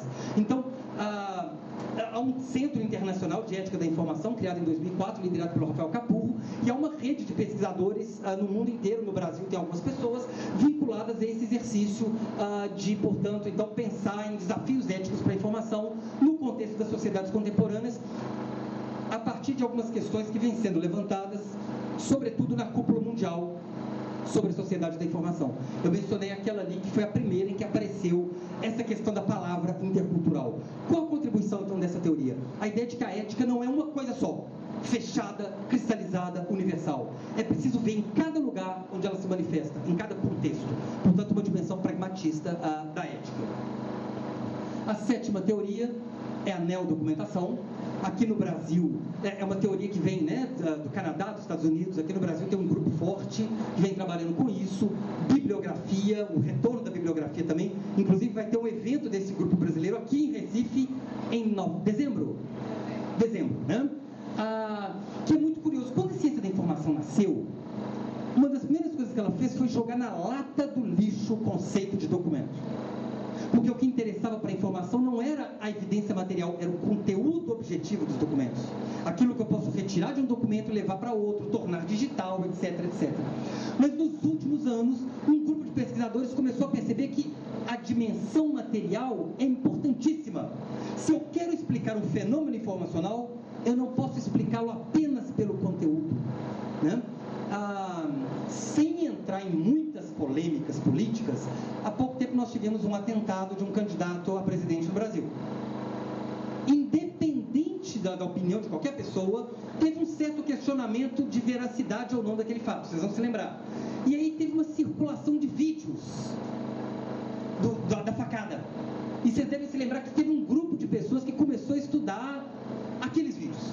Se eles eram verdadeiros ou falsos, o que eles mostravam. Quer dizer, independente de tudo, o vídeo feito, é aquele vídeo com aquelas características, ele tem uma importância, ele provoca o fenômeno, né? Inclusive para perceber se é uma montagem, se não é uma montagem, se o vídeo é verdadeiro, se o vídeo é falso. Então, de alguma maneira, há um certo retorno ao interesse, para você pensar que a informação não acontece, eu vou usar uma palavra esquisita, mas desencarnada do suporte material no qual ela se manifesta. Então, um estudo competente de informação, um estudo atento à complexidade dos fenômenos, ele precisa sim incorporar as dimensões materiais do documento. E, portanto, a neodocumentação, né, a partir de algumas influências, entre elas de Wittgenstein, está ali, né, e retomando uma linha de pesquisadores muito importantes da nossa área, como Paul Otlet e Susan Brie, está ali, né. Na verdade, então, a neodocumentação, ela nos possibilita o reencontro com as dimensões do contexto, né, as dimensões materiais nas quais os documentos se encontram vinculados. Um documento, na verdade a informação, né, possui as marcas do contexto no qual é produzida e a maneira como ela é replicada, distribuída e, enfim, existe. Por favor. A oitava teoria são as humanidades digitais.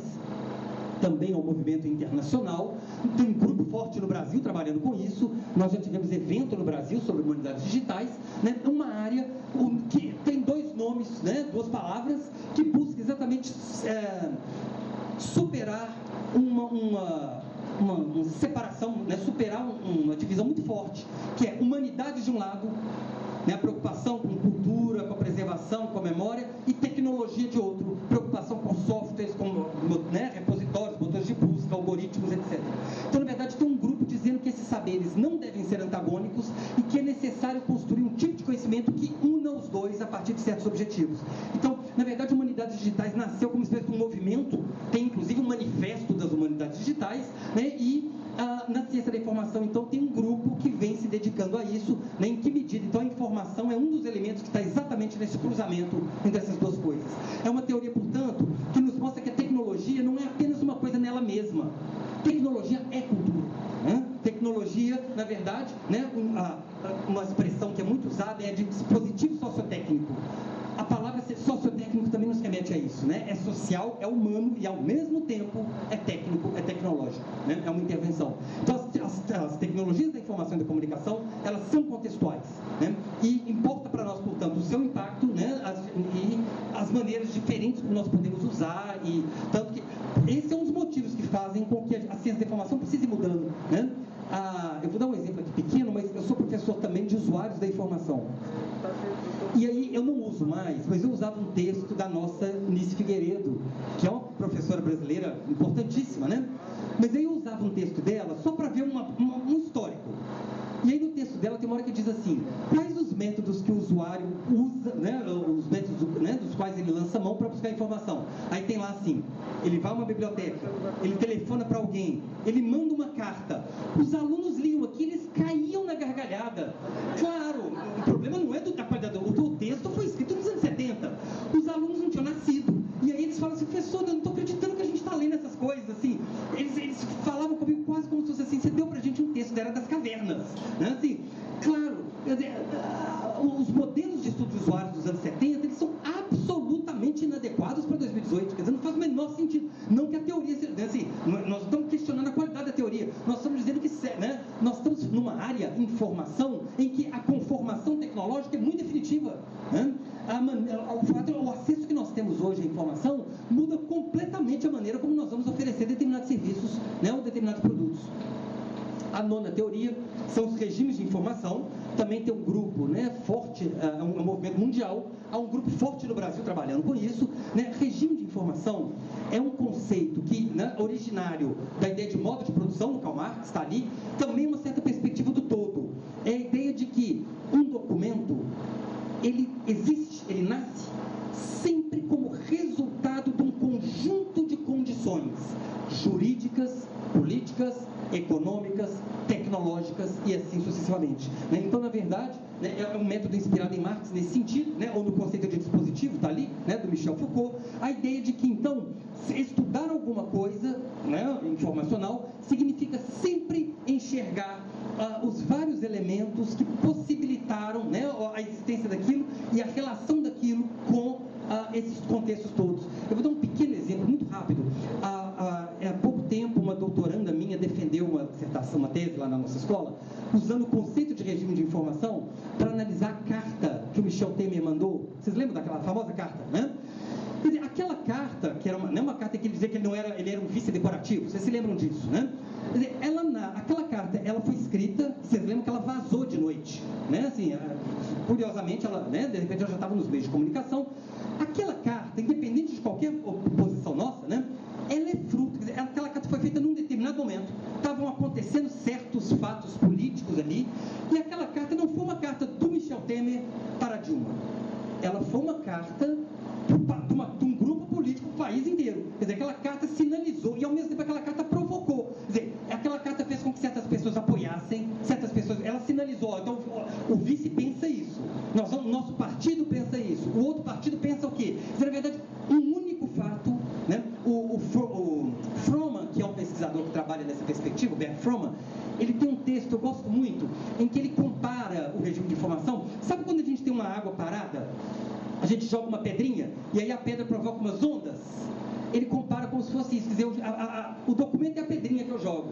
As ondas são a consequência dela. Estudar o regime de informação, estudar por essa perspectiva significa, eu não estudo o documento, mas eu estudo o conjunto de consequências geradas por um documento. Como é que um documento, então, né, se envolve com o político, com o econômico, como é que ele sinaliza certas coisas, como é que ele provoca certas reações e assim sucessivamente. Portanto, regime de informação, conhecer a informação não nela mesma, no documento, mas no conjunto de fatores que a tornam possível, que condicionam, portanto, a sua existência. Mais uma vez aqui, uma certa atenção à globalidade, né, como na perspectiva da curadoria digital. A 10ª teoria é a arqueologia da sociedade da informação. Sociedade da informação, uma expressão que ficou muito famosa nos anos 60, nos anos 70 e virou uma espécie de mantra na nossa área, né? Nós estamos na sociedade da informação, agora a sociedade da informação. Mas alguns autores começaram a questionar o seguinte: será que essa coisa é nova? Nós não éramos sociedade da informação antes? Então eles começaram, a palavra arqueologia exatamente para dizer isso. A arqueologia é um método por meio do qual eu vou escavando, não é isso? E encontrando aquilo que aconteceu antes. Então nós temos alguns autores, eu coloquei ali o Matelar, que ele tem um livro chamado A História da Sociedade da Informação, que eu recomendo muitíssimo, é um livro até pequeno, e o Peter Burke, que tem um livro chamado História Social do Conhecimento, que eu também recomendo muitíssimo, em que eles vão então voltando no tempo para perceber desde quando essas coisas existem. Uma racionalidade humana voltada para os documentos, uma racionalidade humana voltada para políticas de informação, o papel do conhecimento no setor produtivo e assim sucessivamente, né? Então também uma teoria que ela faz uma certa crítica a um caráter um pouco deslumbrado, né, ou eufórico da sociedade da informação, não no sentido de ser pessimista, mas no sentido de desmontar certos argumentos um pouco mais na linha do marketing, né, para ver na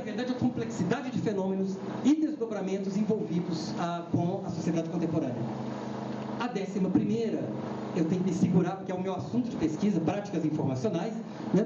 Práticas é um conceito que surgiu na Finlândia, tem um grupo da Finlândia, da Suécia, do Canadá, enfim, que é um conceito que surgiu em oposição ao conceito de comportamento informacional, questionando em que medida o conceito de comportamento era um conceito muito mecânico, pensando naquele tripé, né? Lacuna, busca e uso da informação, e propõe, na verdade, a ideia de prática vem da palavra grega praxis, que significa o processo por meio do qual o ser humano constitui o real.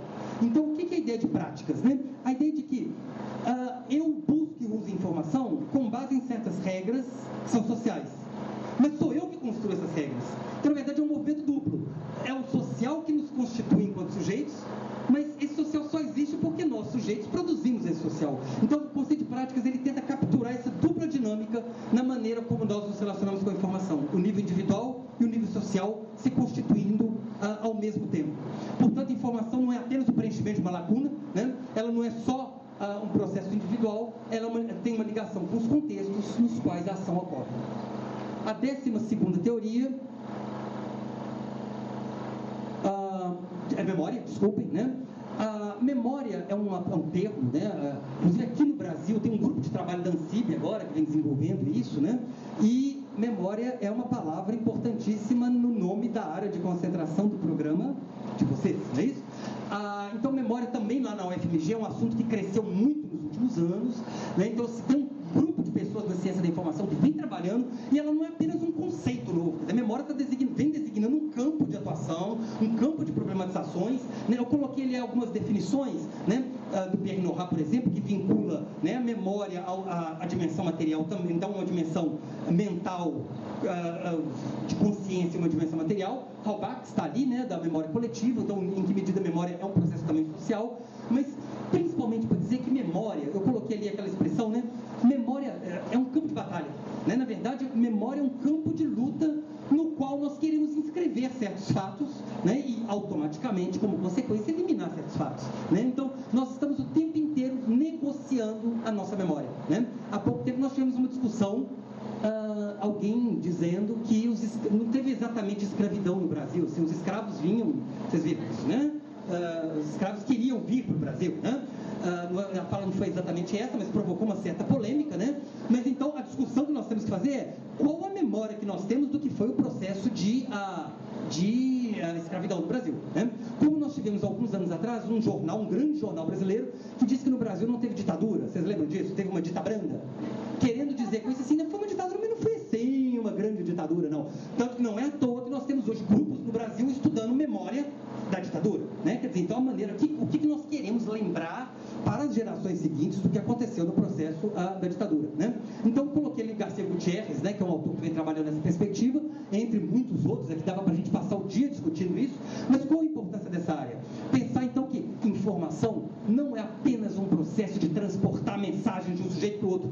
A informação é o processo de constituição do real. Por meio das trocas de documentos entre nós estamos fixando certos fatos, certos conteúdos, né, dando atenção, dando visibilidade, construindo a cultura e a identidade dos sujeitos.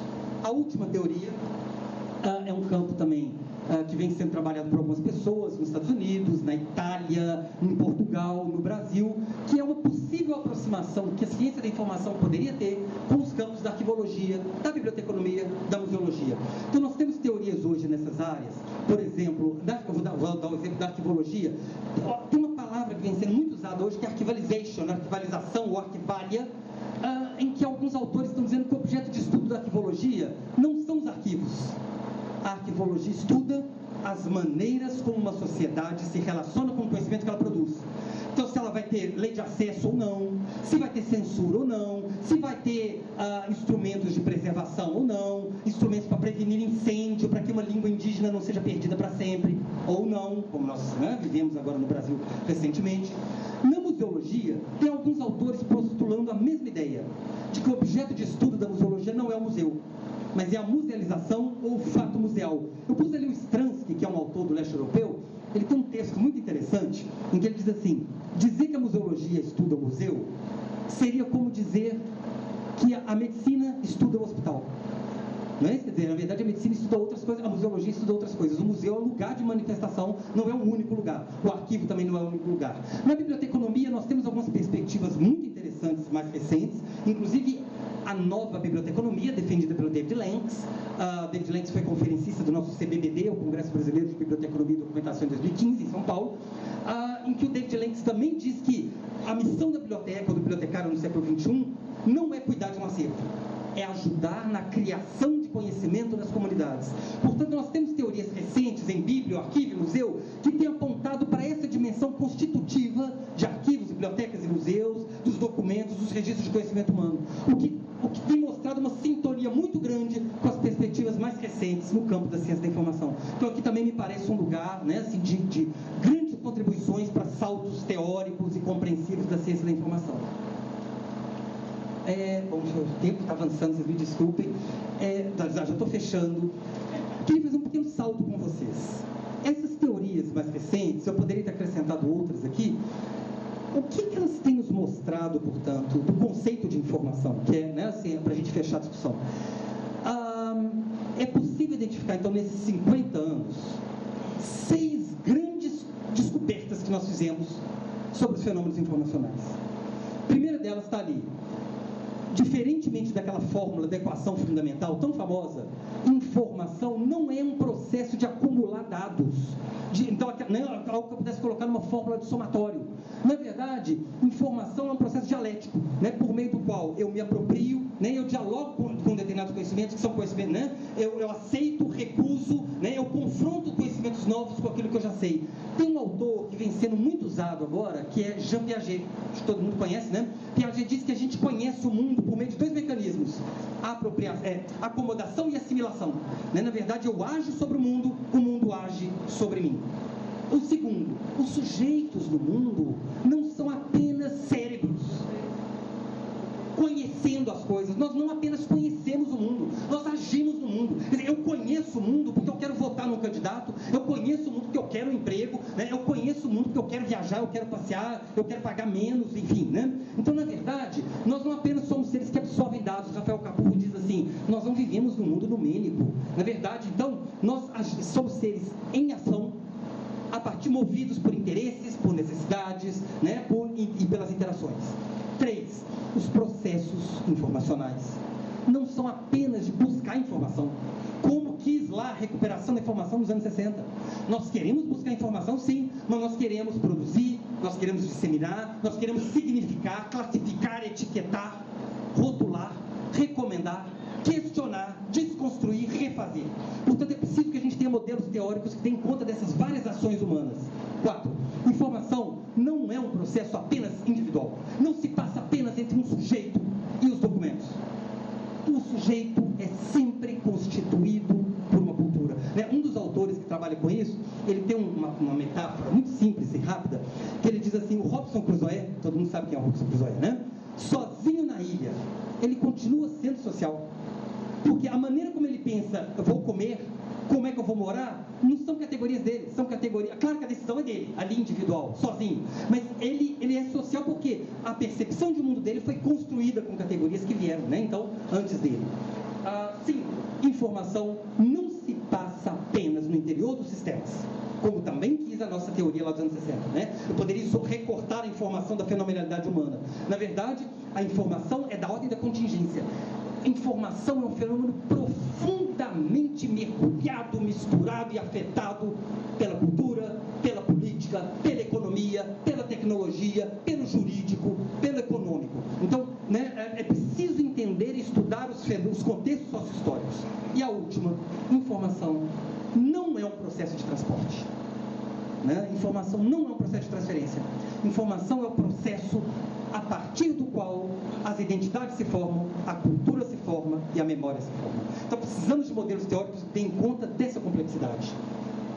Pode, por favor? Então, para a gente fechar, o que é informação, então? Eu posso responder que é transporte, que é transferência de algo. Né? Como disse Starcevich, a efetiva comunicação dos registros humanos. E aí eu vou aproximar a informação de sinal, emissor, receptor, sistema. Eu posso dizer que informação é a alteração do estado cognitivo de um sujeito.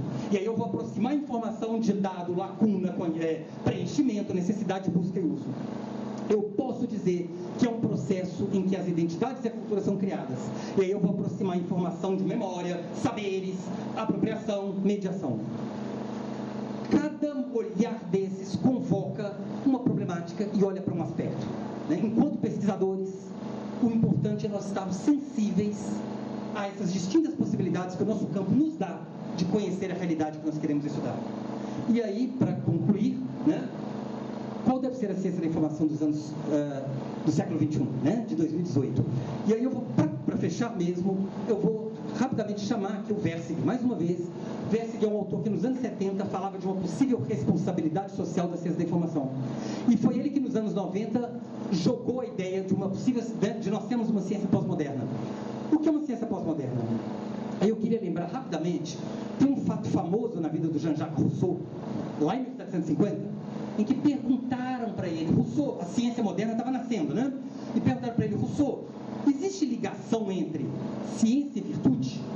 E Rousseau respondeu, olha, do jeito que está, não. Do jeito que a ciência moderna está sendo construída, são coisas distintas. O caminho que leva à ciência é um, o caminho que leva à virtude é outro.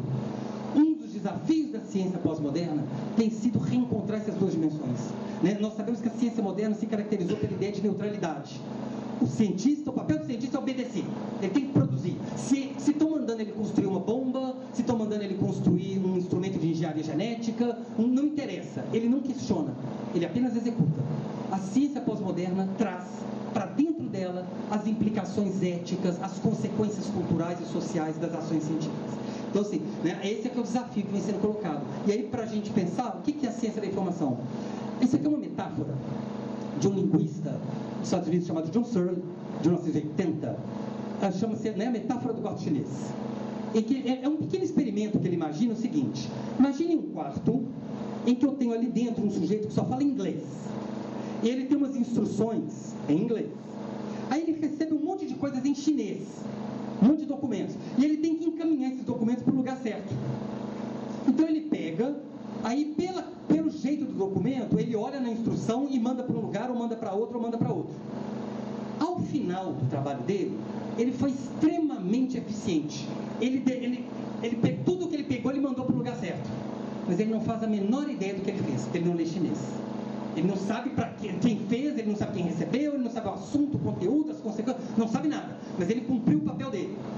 Ele foi um eficiente transmissor de dados. Podemos querer essa ciência, foi essa ciência da informação que nos foi proposta nos anos 60. Neutro, isolado, apartado dos problemas do mundo, transmitindo informação ou criando possibilidades para que ela seja transmitida mais rápido, mais barato, com menos perda. Pode ser a ciência da informação que nós queiramos, ou a gente pode querer uma outra ciência da informação vinculada a alguns problemas contemporâneos. Nós estamos num mundo em que o regime nazista, a idolatria ao nazismo continua existindo, propostas nazistas continuam aparecendo, né? Práticas muito agressivas, como a prática da ablação de crianças, de meninas na África, em alguns países da África, né? Vocês acompanham isso, né? Um presidente que foi eleito propondo um muro para separar uma parte das pessoas, enfim, né?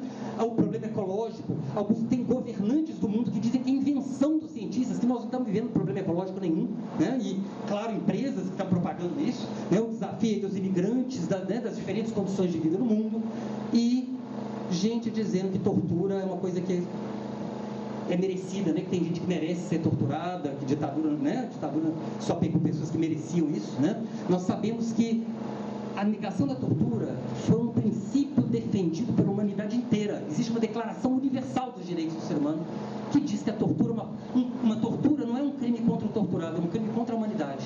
Então, nós temos uma série de questões que estão colocadas hoje no mundo. E acho que aí nos cabe, então, perguntar: qual ciência da informação nós queremos? Voltam, por favor. Uma ciência da informação apática com tudo o que está acontecendo, que cumpre eficientemente o seu papel de correio de transmissão dos conhecimentos, ou uma ciência comprometida com os nossos desafios contemporâneos?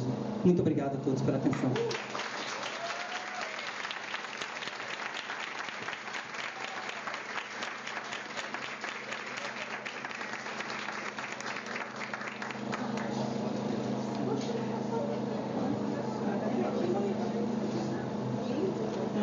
Agora, depois, a gente fica até sem fala.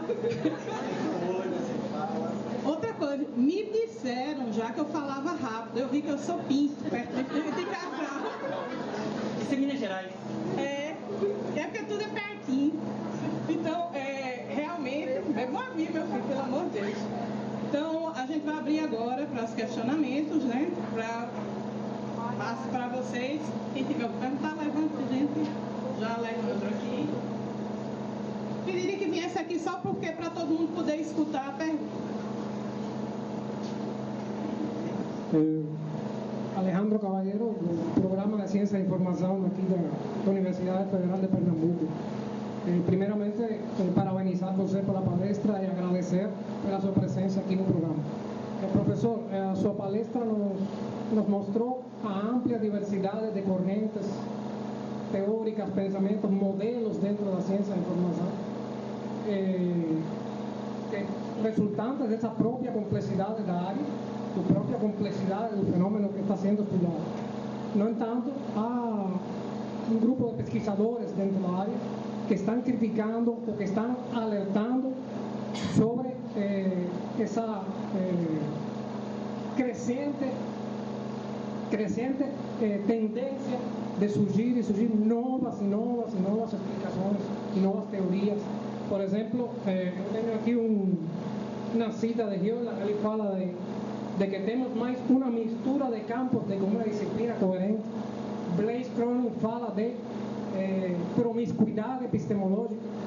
E então, vou citar Hjorland. Ele fala que o problema básico para a ciência da informação parece, no momento, ser a falta de forças centrípetas que mantenham o campo unido. Desculpe. Os pesquisadores não devem apenas se especializar em tópicos de moda, devem se preocupar mais com o campo como um todo. Se o campo é considerado fraco teoricamente, se os pesquisadores não encontram conhecimentos úteis dentro da ciência da informação, tendem a buscar esse conhecimento em outros campos, contribuindo assim para as tendências centrífugas e a erosão do campo. Qualquer problema de pesquisa deve ter seu ponto de partida na literatura da área. Essa é uma cita textual de Hjorland. Então, a minha pergunta, ou seja, ele fala do termo dispersão intradisciplinar. Será que essa dispersão intradisciplinar, na sua visão, é resultado dessa complexidade do fenômeno exclusivamente? Ou será que, como argumenta Hjorland, também está influenciado por essa carência teórica ou desenvolvimento teórico insuficiente dentro da área? E na sua visão, não existe perigo de que essa crescente pluralidade de interpretações teóricas, correntes de pensamento, vai gerar dentro da ciência da informação um relativismo epistemológico que esteja impactando negativamente em toda a área? Muito obrigado. Já responde? Vou te pedir, você pode voltar num slide que tem um quadro que está assim, bem verticalizado? Lá no começo. Aí, esse, obrigado. É o que está pior, se você conseguir dar um controle. Isso, obrigado. É o único. Alejandro, muito obrigado pelo questionamento, importantíssimo. Eu quis pôr esse quadro aqui, porque aqui as perspectivas, né, estão aqui, algumas teorias. Eu tenho visto pessoas argumentando isso, né?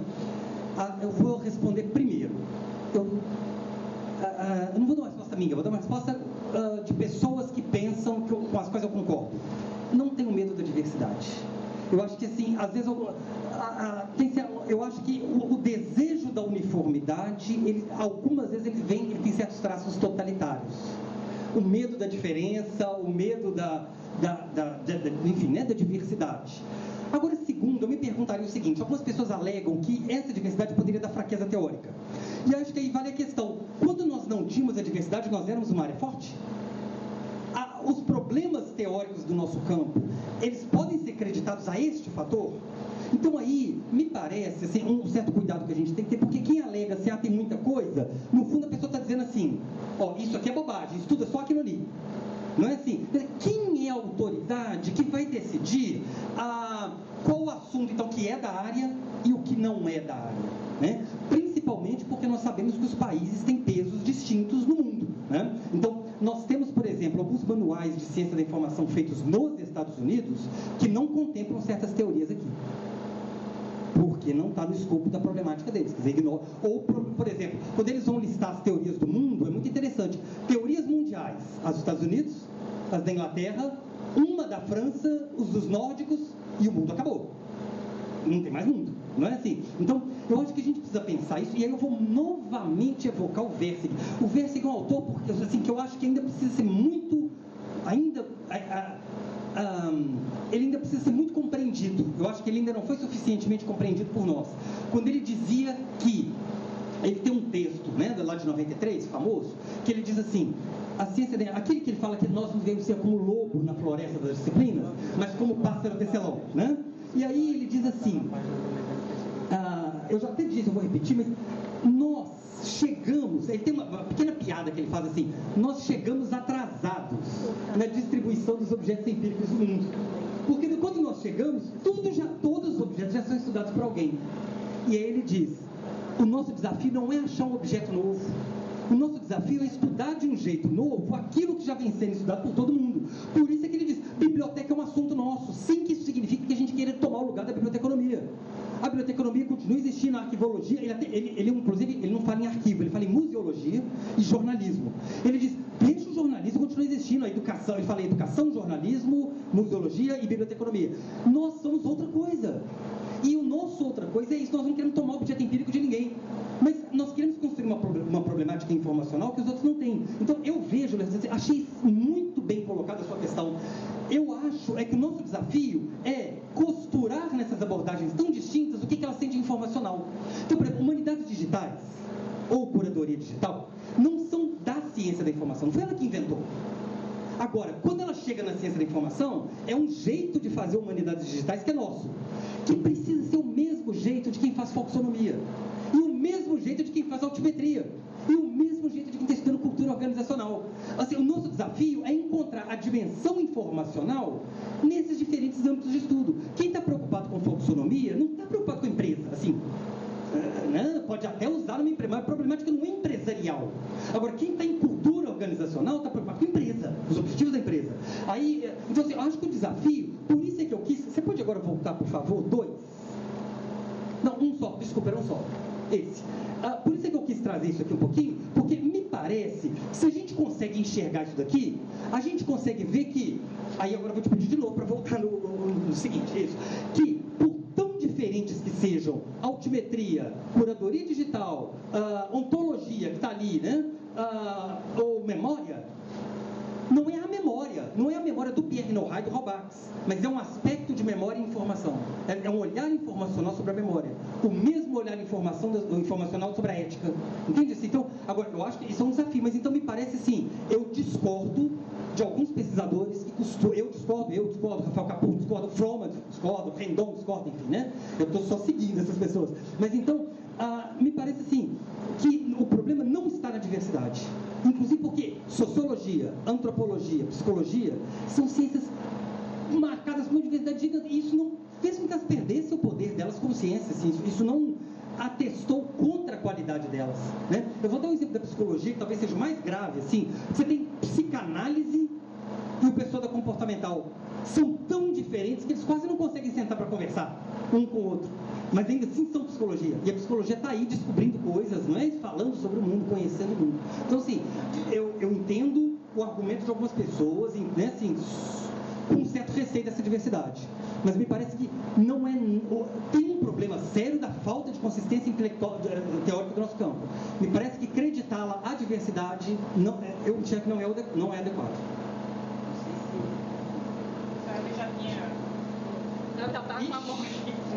Não poderia deixar.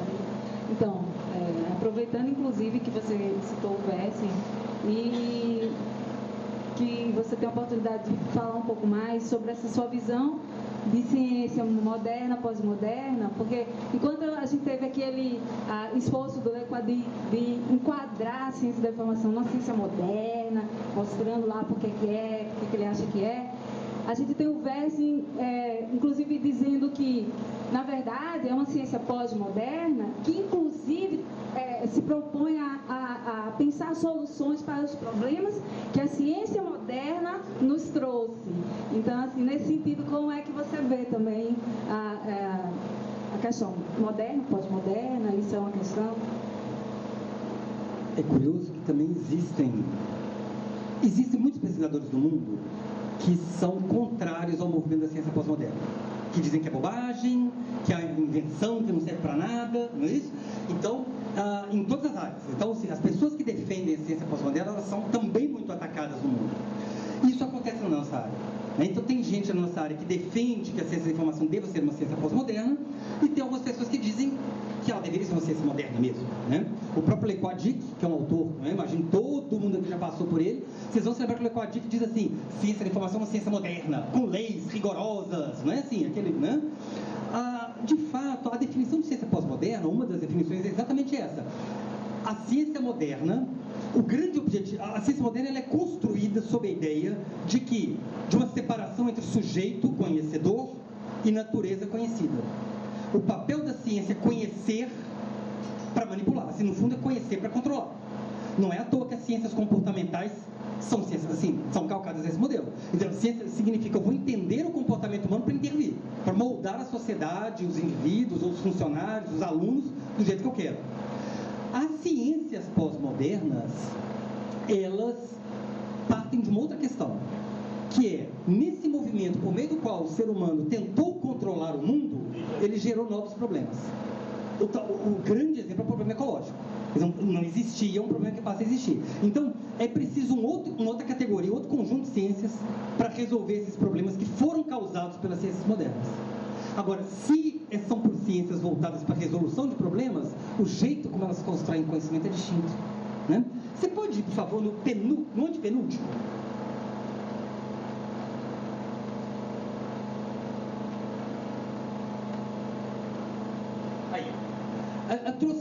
Não deu tempo, assim, mas ali são alguns autores que vêm trabalhando nessa perspectiva.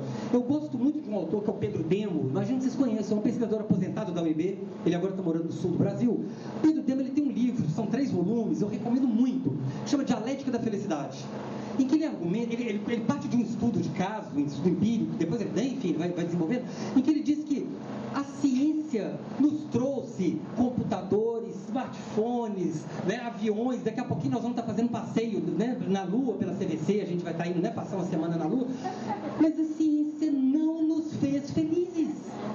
Né? Assim, então ele diz, é preciso recuperar, a gente quer ciência para quê? Assim, quais as coisas que nós efetivamente queremos? Nós não queremos um ser humano que viva realizado?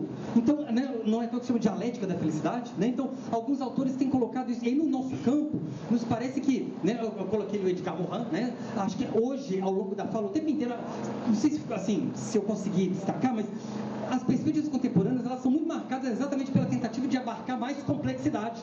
O modelo do Santos Boaventura Santos, isso. Né? Então, na verdade, né, o nome do livro dele está ali, Conhecimento Prudente para uma Vida Decente. Então, por isso que eu voltei lá na pergunta do Rousseau, né, assim, e por isso que eu terminei com aquele slide, com aquelas imagens, né? A ciência pós-moderna é uma ciência que diz, olha, nós não podemos ficar alheios ao que está acontecendo no mundo. O nosso compromisso é com esse mundo que nós temos, com as coisas que são necessárias, a partir de determinados valores. E aí, por isso que eu queria retomar, assim, lá no inicinho da nossa conversa de hoje, quando eu trouxe aqueles valores da Unesco: diversidade, cultura da paz, educação, pensamento crítico, emancipação dos sujeitos. Me parece que a ciência da informação que nós queremos em 2018 é uma ciência ligada a esses valores. Né? Então, em que medida a gente consegue fazer com que esses valores, por meio da informação, passem a guiar ou a conduzir a humanidade?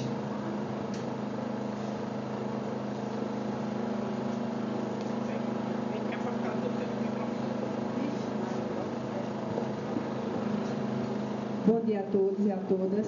Casal, parabéns mais uma vez. É sempre muito bom lhe ouvir, é sempre um aprendizado. E nós estamos, assim, encantados e maravilhados com a sua palestra. Eu vou fazer uma pergunta de uma colega que não pôde estar aqui, sobre a relação da teoria, ator-rede, na ciência da informação. Então, ela quer saber, eu vou botar meus óculos, viu? Ela quer saber de que forma a teoria ator-rede pode ser usada nas novas tendências da ciência da informação. Bom, não sei se todo mundo sabe, a teoria Tourette, né, do pensador francês Bruno Latour, ela vem sendo também trabalhada por algumas pessoas no Brasil, né, na nossa área. Eu responderia, Miriane, que em mais de uma dessas tendências. Então, por exemplo, no conceito de práticas informacionais, que passou ali há pouco, né, tem um grupo que vem trabalhando a partir dessa perspectiva da Tourette, assim, né? Então, o único lugar onde o Bruno Latour apareceu aqui foi na altimetria, né? Isso também tem. Então, assim, na verdade, me parece, às vezes, aí tem a ver um pouco com a questão de diversidade também. Agora eu vou ter que contar isso. Pode, por favor, voltar naquele quadro, aquele mesmo quadro que eu...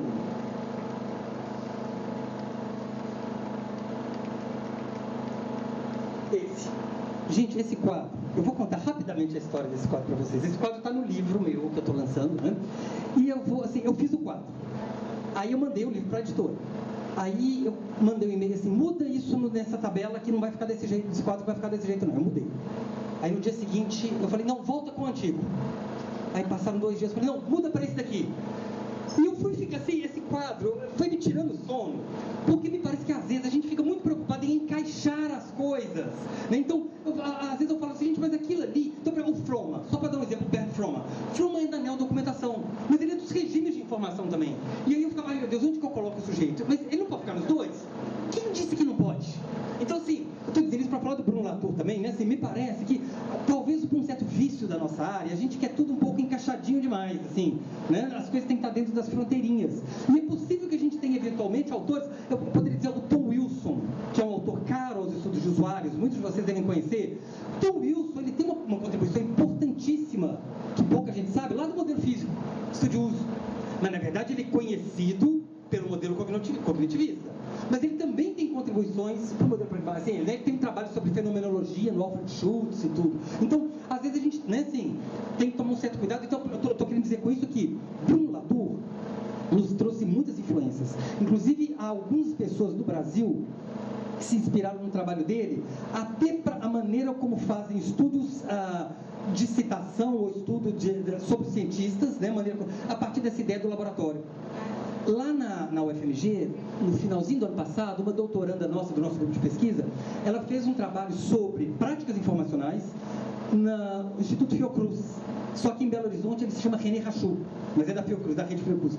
Ela ficou mergulhada há 2 meses, indo todo dia ao laboratório, vendo como é que eles escolhiam onde publicar, como é que eles faziam as pesquisas, né, a coleta de dados ali, as manipulações, né, os experimentos, e então como é que eles repassavam uns para os outros. Totalmente inspirada em Bruno Latour.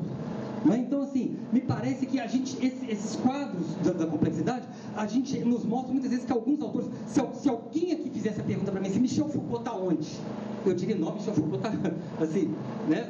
Muita gente aqui, várias teorias diferentes, de alguma maneira estão usando a Michel Foucault. Então, me parece que o Bruno Latour, ele tem uma contribuição muito importante para essa coisa de ver a ciência como uma coisa viva, né? Assim, estou pensando na teoria da Tourette, né, assim, nas suas implicações. E uma coisa muito importante, uma apropriação importante do Bruno Latour também, que me parece, né, visível, é no conceito de regime de informação, quando o Bruno Latour fala dos atores não humanos. Né? Porque nós também estamos, quer dizer, o regime de informação lida com isso também. O que é um ator não humano? Né? Nós temos motores e robôs que coletam nossos dados. Agora, claro, eles foram montados por uma intencionalidade, quer dizer, tem um humano em algum momento, não é? Mas então depois tem uma ação que se desenvolve, né? E aí o nosso desafio também então é entender esse processo. Não sei se eu respondi, Miriam.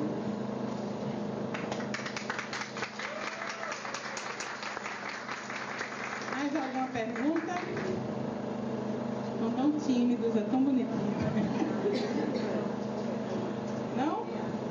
Então a gente vai dar uma parada aqui agora para se organizar para a venda e autógrafo. Vocês fiquem à vontade para o café. Queria muito agradecer a Casal por essa oportunidade dessa palestra, por tudo que ele compartilhou aqui com a gente, das pesquisas dele, ainda fazendo um fechamento com um livro que vai resumir o que a gente está conversando aqui. E queria também avisar a vocês que a gente não teve condições de fazer transmissão ao vivo, mas contando com a parceria que a gente tem com o Laboratório Liber de Tecnologia do Conhecimento aqui do departamento, a gente fez a gravação da palestra e vai colocar disponível na página do PPGCI e na página do LIBER, assim como também peço autorização a casal